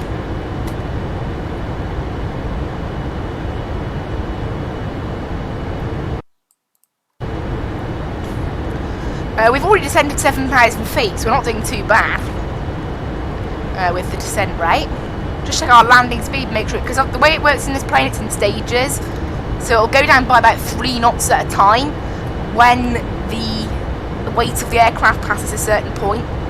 So you've got to watch that, because in the Boeing 737 it does it knot by knot, so it updates all the time. But this thing, it's quite a big change. Rarely. Oh wow, that's so ground and ATIS just came on offline at Heathrow, and then Tower suddenly went online. A bit old. And that's working. So we've descended 8,000 feet now, so we've descended a fair bit, but we're still up here at, you know, what would be considered a cruising altitude to a lot of people.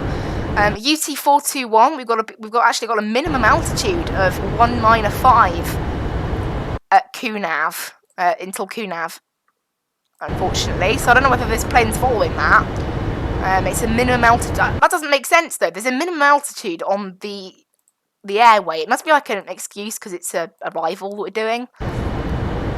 But if the airway ends at flight level 195, I guess we're not technically on the airway, so we're jumped onto the SID by then, haven't we? So it doesn't really matter.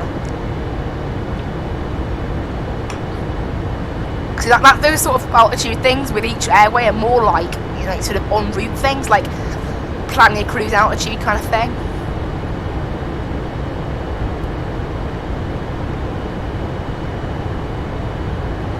So passing 30,000 feet right now, we've already descended 10,000, so we're doing alright.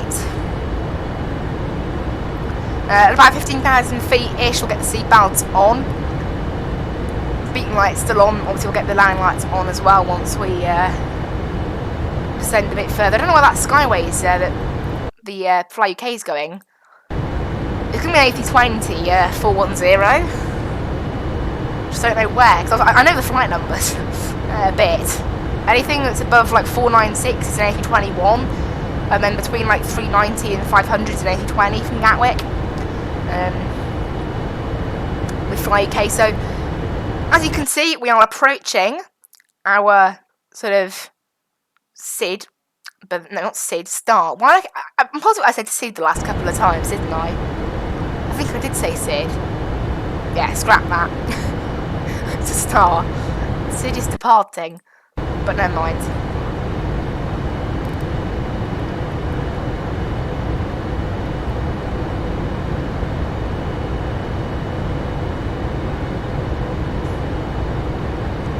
We're approaching QNAV now. We're going to approach it at the right altitude anyway. We've got to be at Amdus at flight level 160.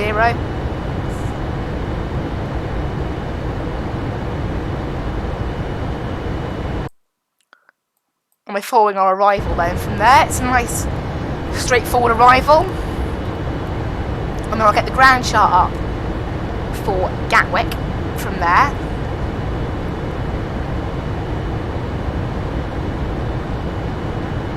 So we've already descended 13,000 feet, look, so we've descended a pretty good amount. You can see we're lower now. Look at that wing flex. You get that on the 787. It honestly looks like a bird flapping its wings. It's great. In turbulence, it definitely looks like a bird flapping its wings. Like that. Yeah, it's a shame the ATC disconnected. I was a bit like, oh, no ATC today. Like, at least we had good ATC on Thursday, though. You know, you can't get it all the time. Well, that's the thing. You can't. You know, it's people's free time here. You can't expect them to give it all up. Well, they like doing it. That's the thing. I like flight simming. They like controlling. I think a lot of controllers do flight sim as well. I think almost all of them do it. Speaking of which, actually, there seems to be an event on with BA. There's like 5 BAs all going to Innsbruck. There's no event like from Heathrow, that is, not from Gatwick, because you know it's absolutely mad down in Heathrow. There's 14 planes, despite the fact that there's only Tower online and nothing else. That's what Tower's like. Well, not Tower. That's what Heathrow's like. You know, a little bit of ATC, and then everyone just goes mad. And then all the other airports are just left on their own. Well, a lot of people going to Gatwick expecting it to be quieter, and then because they do that, Gatwick ends up being full. But with no ATC, you know, Gatwick is pretty empty. ATC tends to bring busyness.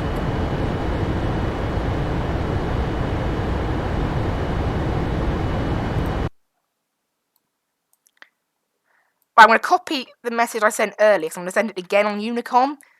But 240, flight level 240. And then ETA is... the ETA, my sim is pretty bang on with real world time. It's about a minute off, so not too bad. So I'll say 9:40 Zulu.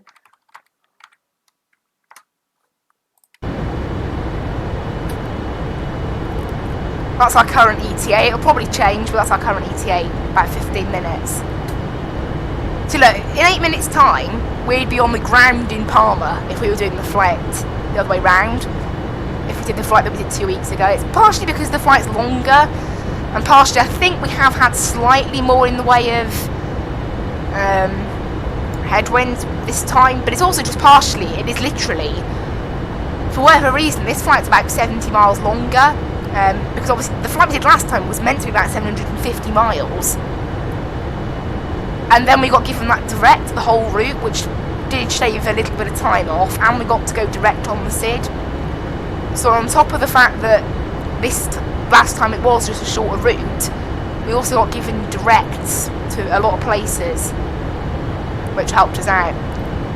Right, this thing seems to be slowing down its descent rate a little bit here, because its power just went up then. And after AMDA, we are going to have a bit of a quite a sort of quick descent. Of course, we've got to be at 7,000 for timber, and then 4,000 after that, so this part of the descent's pretty controlled, but after that it is a little bit more manic, because that's why the plane, that's why this plane's being calm while it can. Got no contrail anymore, obviously we are at that level now, where we don't have one anymore. Yeah, this thing's really slowed down its descent rate, I don't know why, but we are just crawling now, down, approaching the start of the star now, at Kunav. We've still got 74 miles to run, so we're not quite there yet.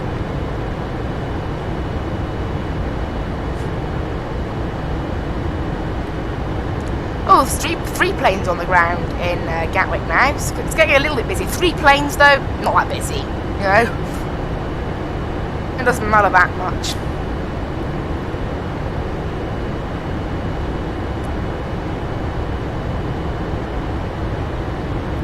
I think we'll be there by 9:40 Zulu somehow. I know the plane thinks that, but I really don't think we are. How's the approach looking? Still the same speeds.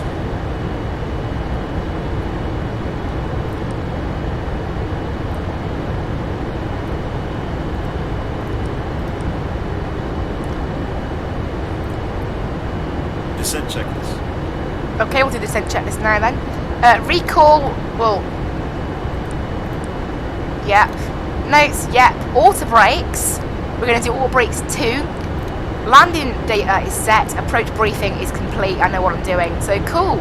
Altimeters are already ready for approach, so set that, cool. Yeah, I don't know why this thing does a descent checklist at like 20,000 feet, but that's where it activates.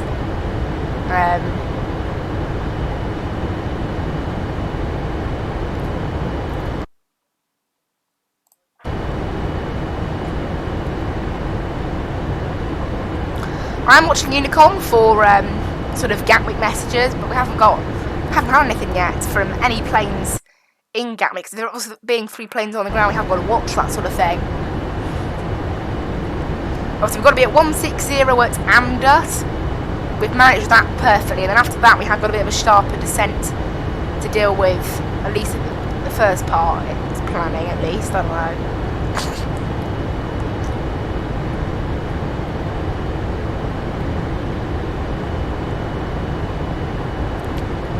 I don't think that's really accurate. We seem to be descending pretty well. I mean, 16,000 at this stage, it's pretty much perfect. It's in accordance with the procedures, and obviously on top of that, it's just good. Right, now we're approaching that point. Seatbelt on.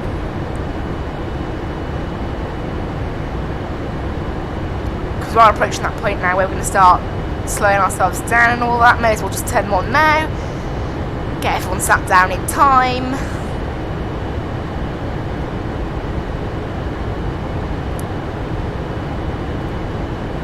Our ETA is still 9:40, that's kind of amazing. And my game's actually ahead of real world time as well by about 45 seconds.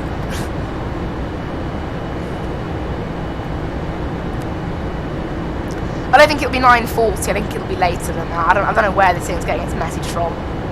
There you go, it's already been delayed to 9:40, look, so I think our ETA will be a bit later, more like 9:45 I reckon.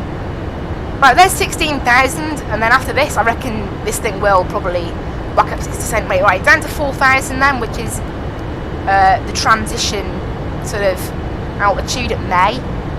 Because I'm expecting this thing will probably start a bit of a increased descent rate here to make sure we can get down to 7,000 in time for timber. It's still just over 20 miles, and we've got to slow down as well at KKE 64, which is probably what this plane's watching. This plane's very intelligent with how it plans all its things. It knows what it's doing. See there, we've got it out. Got speed brakes out. I'm waiting. We need to go down to 240 knots now, and then it'll be another slowdown at timber. Timber, there's no speed restriction. It's literally just be below 220 knots. As long as we're doing that, we're okay.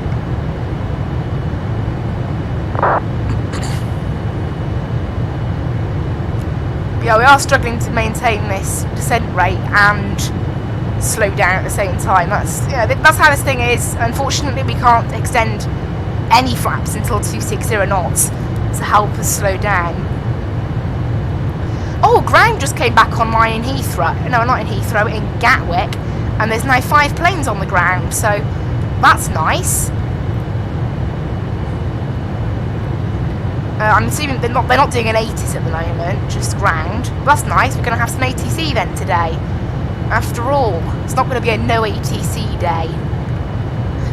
We have got some ATC. Alright, this thing is sort of almost struggling to descend. It's going to do quite a quick descent, then after KKE, it's going to slow itself down. Look, its descent rate is going to drop like crazy. I'm guessing that's also all part of this thing's strategy, to slow itself down in time. It is quite an intelligent plane, the 787. Don't really know whether you can sort of praise a plane's intelligence like that, but I think it is a pretty well put together plane in that sense. It knows what it's doing.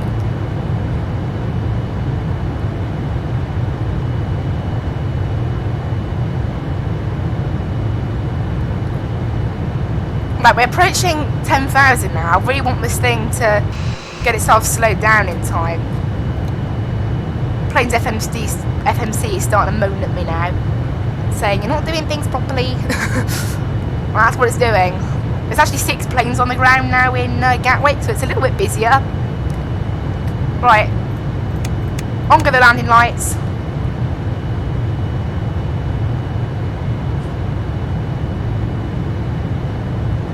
Luckily, I think this thing's descent rate is going to start slowing down.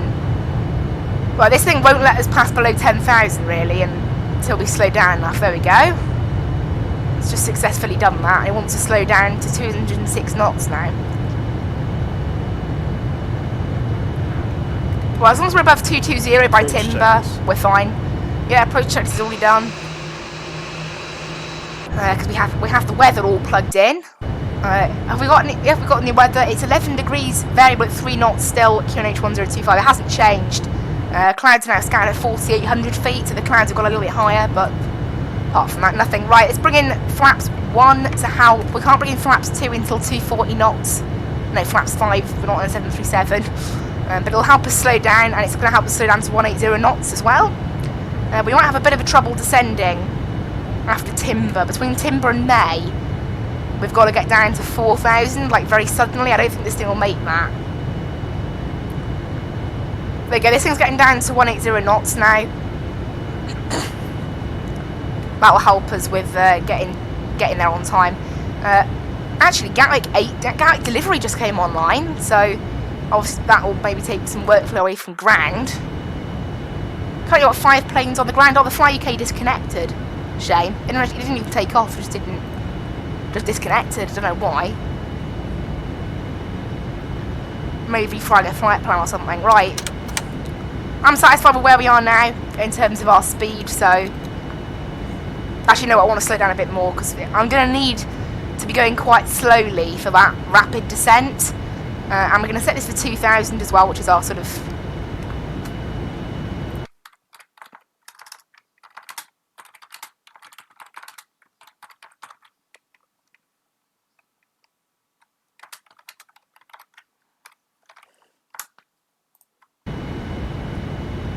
So I'm sending a message there saying I'm passing timber because we're not too far away. Obviously the ETA has gone back a little bit, not too much, but a little bit. And we are slowing down pretty well now. But I can expect that this descent rate to just really like fall because we've got to get 3,000 in 7 miles.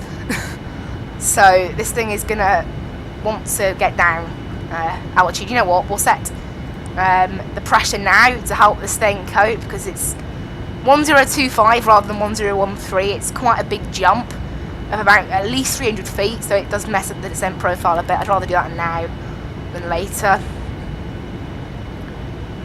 It was meant to be done at 7,000 anyway, so it's still at the right time. There you go, the Skyway has joined back up again, but still no flight plan, kind of odd.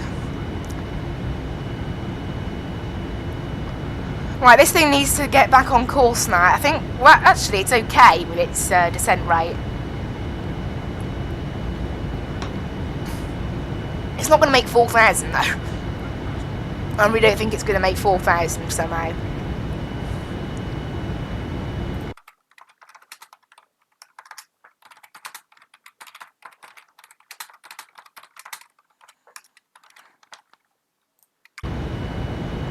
I don't know, but it is trying to make 4,000, but nah, I don't think it will. So we've still got 5 miles, still got a bit of time.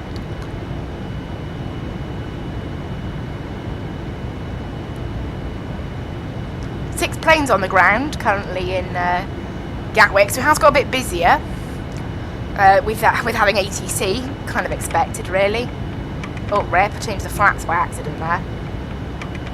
Right, flaps 5 we're going to set now. Help ourselves slow down a little bit more. Ladies and gentlemen, in preparation for landing, please return all seat backs and tray tables to their upright and stow position. Ensure all portable electronic devices are turned off, and stow all carry-on items. This should help us slow down a little bit more. Must be returned to their Also, I think our sort of descent rate is going to slow down again now after May, because we'll be below. We actually made it down to 4,000, by the way. We've got to get to 2,000 now, which is where we'll be until, you know, the final ILS waypoint. We have it tuned. We have the ILS tuned and ready to go. Obviously, it's all done automatically on this plane.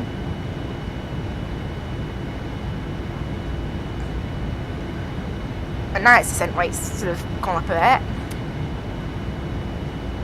We're only going to be at 2,000. It's not. I haven't got to do a massive descent rate right now. I guess this plane's in the mood for that. Right. Get rid of the speed brakes then, because of course now. There we go. Speed brake does need to be armed for landing, so perfect. And then flaps and landing gear. We'll just check our landing speed. Make sure I'm happy with it. Yeah. Still 140 knots. So that's what we'll be using today.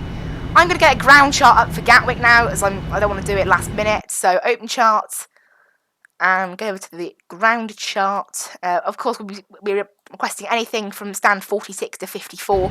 I don't mind which.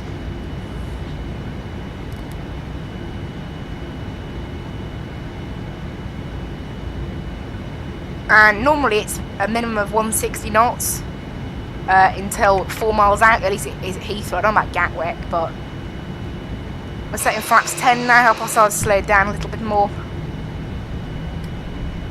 Oh, this thing doesn't want anything lower than 180 knots right now.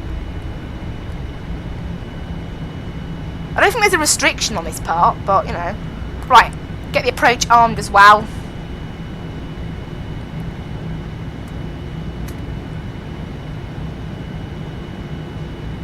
There's 8 planes on the ground now in Gatwick. It has got a little bit busier. We're descending okay to meet 2,000 for this sort of final bit of approach.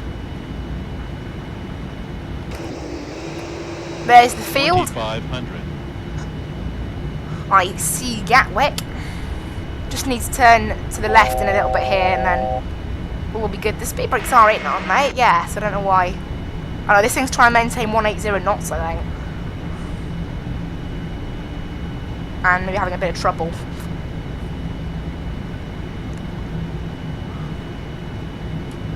See, look, it's already gone 940, look, so our ETA was totally wrong. I don't know why that ETA was so bad. Makes me wonder a little bit. I don't think this plane's ETA, the estimation skills tend to be this bad.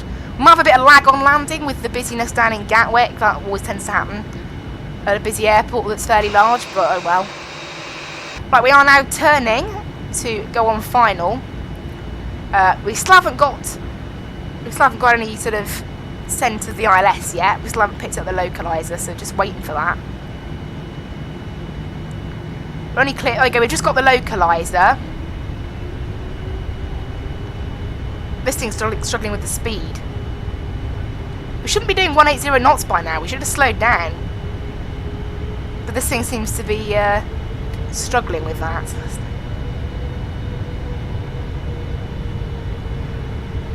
We're not established until we've passed this waypoint, and then I'll say we're established on Unicom. Delivery's actually gone offline now, so it's a bit quieter again.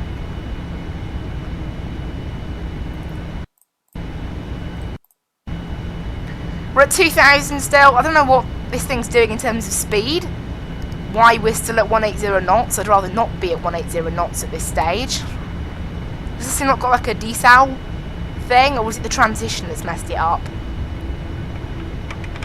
Okay, flaps 15. See, that hasn't done anything for the speed. I don't know why. I can't even take control of it. It's just blank.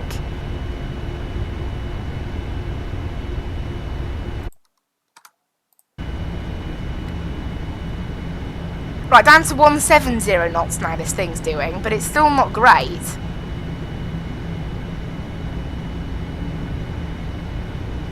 We need to wait for the glide slope, really, before I can start taking over my own speed. We're only a few miles out now, that's the thing. I'll make sure I can, I think I've got my taxiway instructions ready.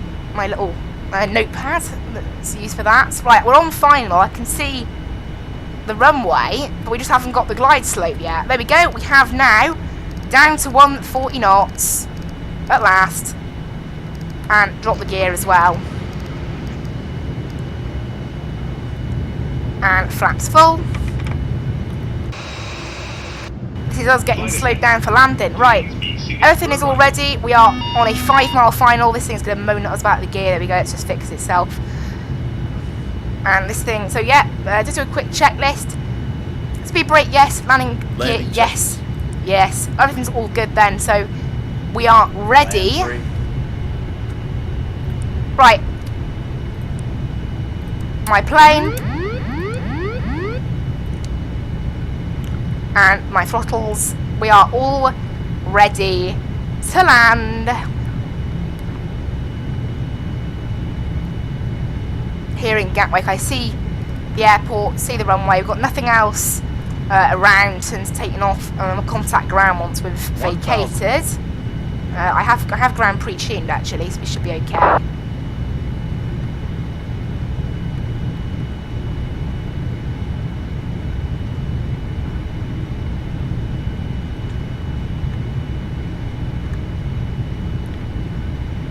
Right, I need to get a bit more speed now. There's a lovely UK 2000 free version of Gatwick you see before you. It's not too bad. FPS, we're only getting about 20 right now, unfortunately. That's because there's 9 planes in the area. That's why. More planes equals more lag. Nice and simple. Not the equation you really want, but it's the equation that you've got. Right. All brakes are set then, everything's all ready, spoilers are armed, gear is set, flaps are set, so we're ready for landing. 400. We're a little bit high actually, there we go, getting this thing back on course. It's a lovely plane to fly this, my favourite one to fly by far. 300. Feels lovely under the yoke. Minimums. It's very stable. 200. There's minimums continue. That's the runway displaced threshold, we're not going to land there. 100. 50. 40. 30. And idle it. 20. It always feels like you're more high in this plane than you are in like an Airbus. Come on, plane. There you go, -141. Not bad. Reverse is coming out. And we're slowing ourselves down. 70 knots, reverse is in. We've missed that exit, so it'll be Foxtrot Romeo for us. Hello and welcome everybody to Gatwick. Slow the plane down. We will be taxiing for the next few minutes, so please remain seated with your seatbelt fastened until the captain turns off the fasten seatbelt sign. Oh, I think that taxiway is closed. Looking at those X's. In the seat pockets and overhead bins for all personal. This is the right taxiway. All right, hello, welcome everyone to Gatwick. We'll park up and we'll contact Gatwick ground.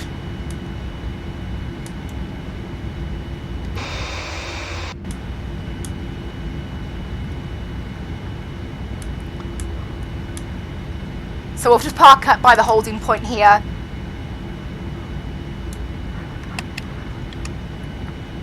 And line lights can come off, taxi lights can come on, and the APU can come on. What do you mean fault? There we go, that's better. Right, tuning ground now, 121.8, yes. Tango Papa, stand 5-2, push and starboard, face west. Face west, 8 on Papa. Hello Gatwick ground, Skyways 2095 requesting taxi to gates. Skyways 2095, hello sir, welcome Gatwick, taxi Juliet, hold short Romeo. Taxi Juliet, hold short Romeo, Skyways 2095. So taxi down Juliet will hold short Tom Romeo. 8723, say again. Gatwick ground, Tom J 8723 at stand 135 requesting IFR clearance to Keflavik. Thank you, Tom J 8723, clear destination Keflavik via the Lambo 2 X-ray departure, 26 left, scope 1171. We're on the ground now, so we'll go ahead and get ourselves over Cleared to Keflavik Juliet. via Lam 2 X-ray departure, runway 26 left, score Nice to have some ATC 1171, today, Tom J isn't it? 8723. We don't often get it, but Tom it's J nice to have some. 8723, read back correct. All station at Gatwick New 8, that's broadcast information Charlie, Kinech 1025.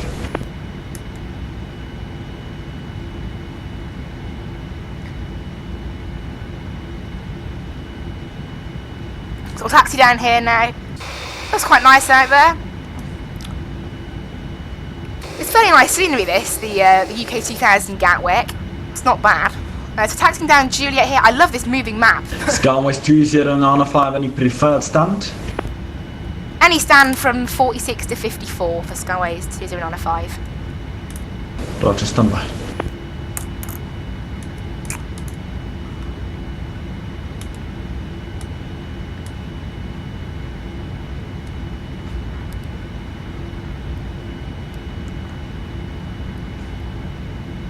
So we're going to be giving our stand in a minute now. Anywhere from 46 to 54 I've requested on Pier 4. So we're heading along here now. Obviously I don't have a stand yet, so I can't assign GSX, but... Tomjet 8723 requesting pushback and start from stand 135. Tomjet 8723, stand 135, push and start period face east. Push and start face east, thank you, Tomjet 8723. So we need to hold short of Romeo up here. So we can go a bit further yet. Gatwick ground, good morning, Chanix 1920, it's Boeing 737, stand Charlie, correction, stand 13 with information Charlie, clearance to Pula. Nice and busy here on the ground as always, it's nice. It's great that this So Boeing 737 and stand 13. Yeah, your mic is a bit loud, it's fine now. Chanix 1920, clear destination Lima Delta Papa Lima Airport is fired. Via the Bogno on X-ray departure, squawk 5203. I need to hold short of Romeo up here. Sorry mate, I'll attempt to sort out my mic. Gatwick ground clears Chanix 1920 to Pula via the Bogno X-ray departure, squawk 5203. Right, this is Romeo here. Ryanair 182 hotel, requesting IFR flight to Ibiza. Stand by. Chanix 1920, just confirm squawk 5203. Hey firm, 5203. Holding short of Romeo right now. Chanix 1920, read back correct sir. 208 Tango Papa, request taxi. Skyways 2095, taxi to the North Apron via Romeo and Quebec Alpha, standoff choice to the right. Taxi to North Apron via Romeo, Quebec Alpha, standoff choice, Skyways 2095. Right. Just confirm, standoff choice to the right. Standoff choice to the right, Skyways 2095. Thank you sir, Tomjet 8 Tango Papa, say again. Request taxi, Tango Papa. So down Tomjet 8 Romeo, Tango Papa, taxi on a Bond Alpha 2, and then Quebec Alpha left, via Papa and Alpha Sierra. Alpha 2 via Papa and Alpha Sierra, Tomjet 8 Tango Papa. Oh, parking brakes are on. Morning, Easy 1625, stand 112, type A320 with Charlie IFR to Pula, please. Right, I don't know what stands he's given us. Quebec Alpha. Station Colin, say again. And he stands to Easy the right. 1625, stand 112, type A320, IFR clearance to Pula, please. So Easy 1625, clear destination Lima Papa, correction Lima Delta Papa Lima Pula Airport is found via the Admiral 2 X-ray departure, squawk 1163. Okay, so Pula, Admiral 2 X-ray departure 1163, Easy 1625. Easy 1625, read back correct. Okay, none of these stands actually suit us. Good morning, Easy 311, stand 21, type Airbus A319. There we go, 566 we're going to go ahead and take. Calvi, and I've got the Charlie. Thank you, standby, break, Tomjet 8723 on frequency. Tomjet 8723. A bit of lag there while GSX loads in, there we go. So we're heading down here, down Romeo, and then it'll be all the way to Quebec Alpha. Easy 311, sorry, say again. Yeah, stand 2-1, requesting clearance to Calvi Airport, and we've got the information Charlie on board. Thank you. Information Charlie correct. Clear destination Calvi via the Bognor X-ray departure, 26 left, squawk 7252. I said any gate to the right. Standard choice to the right, so... and squawk is 7252, easy 311. So 555. Easy 311, read back correct. Break from jet H, Tango Papa, no further ATC, monitoring of 1228, bye-bye. 8 Tango Papa, right. Swindon Quebec Alpha here to stand 566. Just need to wait. I can't see the ground markings, so maybe this gate doesn't have ground markings. I don't know, but I can see GSX, so it doesn't really matter. There's GSX, right? And where's the stand? More importantly, there's no markings on this stand. I don't know why, but we haven't got any markings. And I'll be honest, where's the marshaller? Hello, marshaller. Where are you? He's not anywhere. Where's our marshaller? I'm guessing we're parking somewhere around here, but I can't see the marshaller. Is he inside the building? Okay, I don't know how we're getting exactly park here. We're just going to park, well, here, I think. We stopped the clock, 1 hour 48 minutes. Flight time. There we go. I don't know, that's kind of odd. I'm guessing it's somewhere around here we're meant to park. We haven't got a jet bridge here, so we'll just park up here. Well, there we go. Yeah, I'm guessing it's somewhere around here. Right, APU gen is on, yes? Yes. That wasn't a very good parking. Well, GSX, you're the one who didn't provide a marshaller, so... Where was our marshaller, though? I don't actually... Because normally he walks out. Gatwick Ground, good morning. Qatari 1919 at stand 50, type Boeing 789. Requesting IFR clearance to Pula. We have Charlie. Let's have a look. And it is a marshaller, apparently, so I don't understand what's going on there. Qatar 199. A firm 1919. Thank you. Qatar 199. Thank you. Charlie is correct. Clear destination Lima Delta Papa Lima Airport is found via the Gatwick to X-ray departure. And there we go, we are here. Squawk 5251. I have to load GSX in again now. Thanks to this game messing up a bit there. Right, let's try and get onto external power. Via the ADMAX to Zulu departure. Yeah, look, as soon as you switch on external power, it just does that. Like it... Negative on the departure. ADMAC to X-ray departure. Correction, ADMA to X-ray departure. 1919. Thank you, read back correct. Right, all the doors are all correct now. Everything's all set up properly. DT311, ready for push and start. Easy 311, stand 21, push and start approved. Push and start approved. And there we go, that is ours.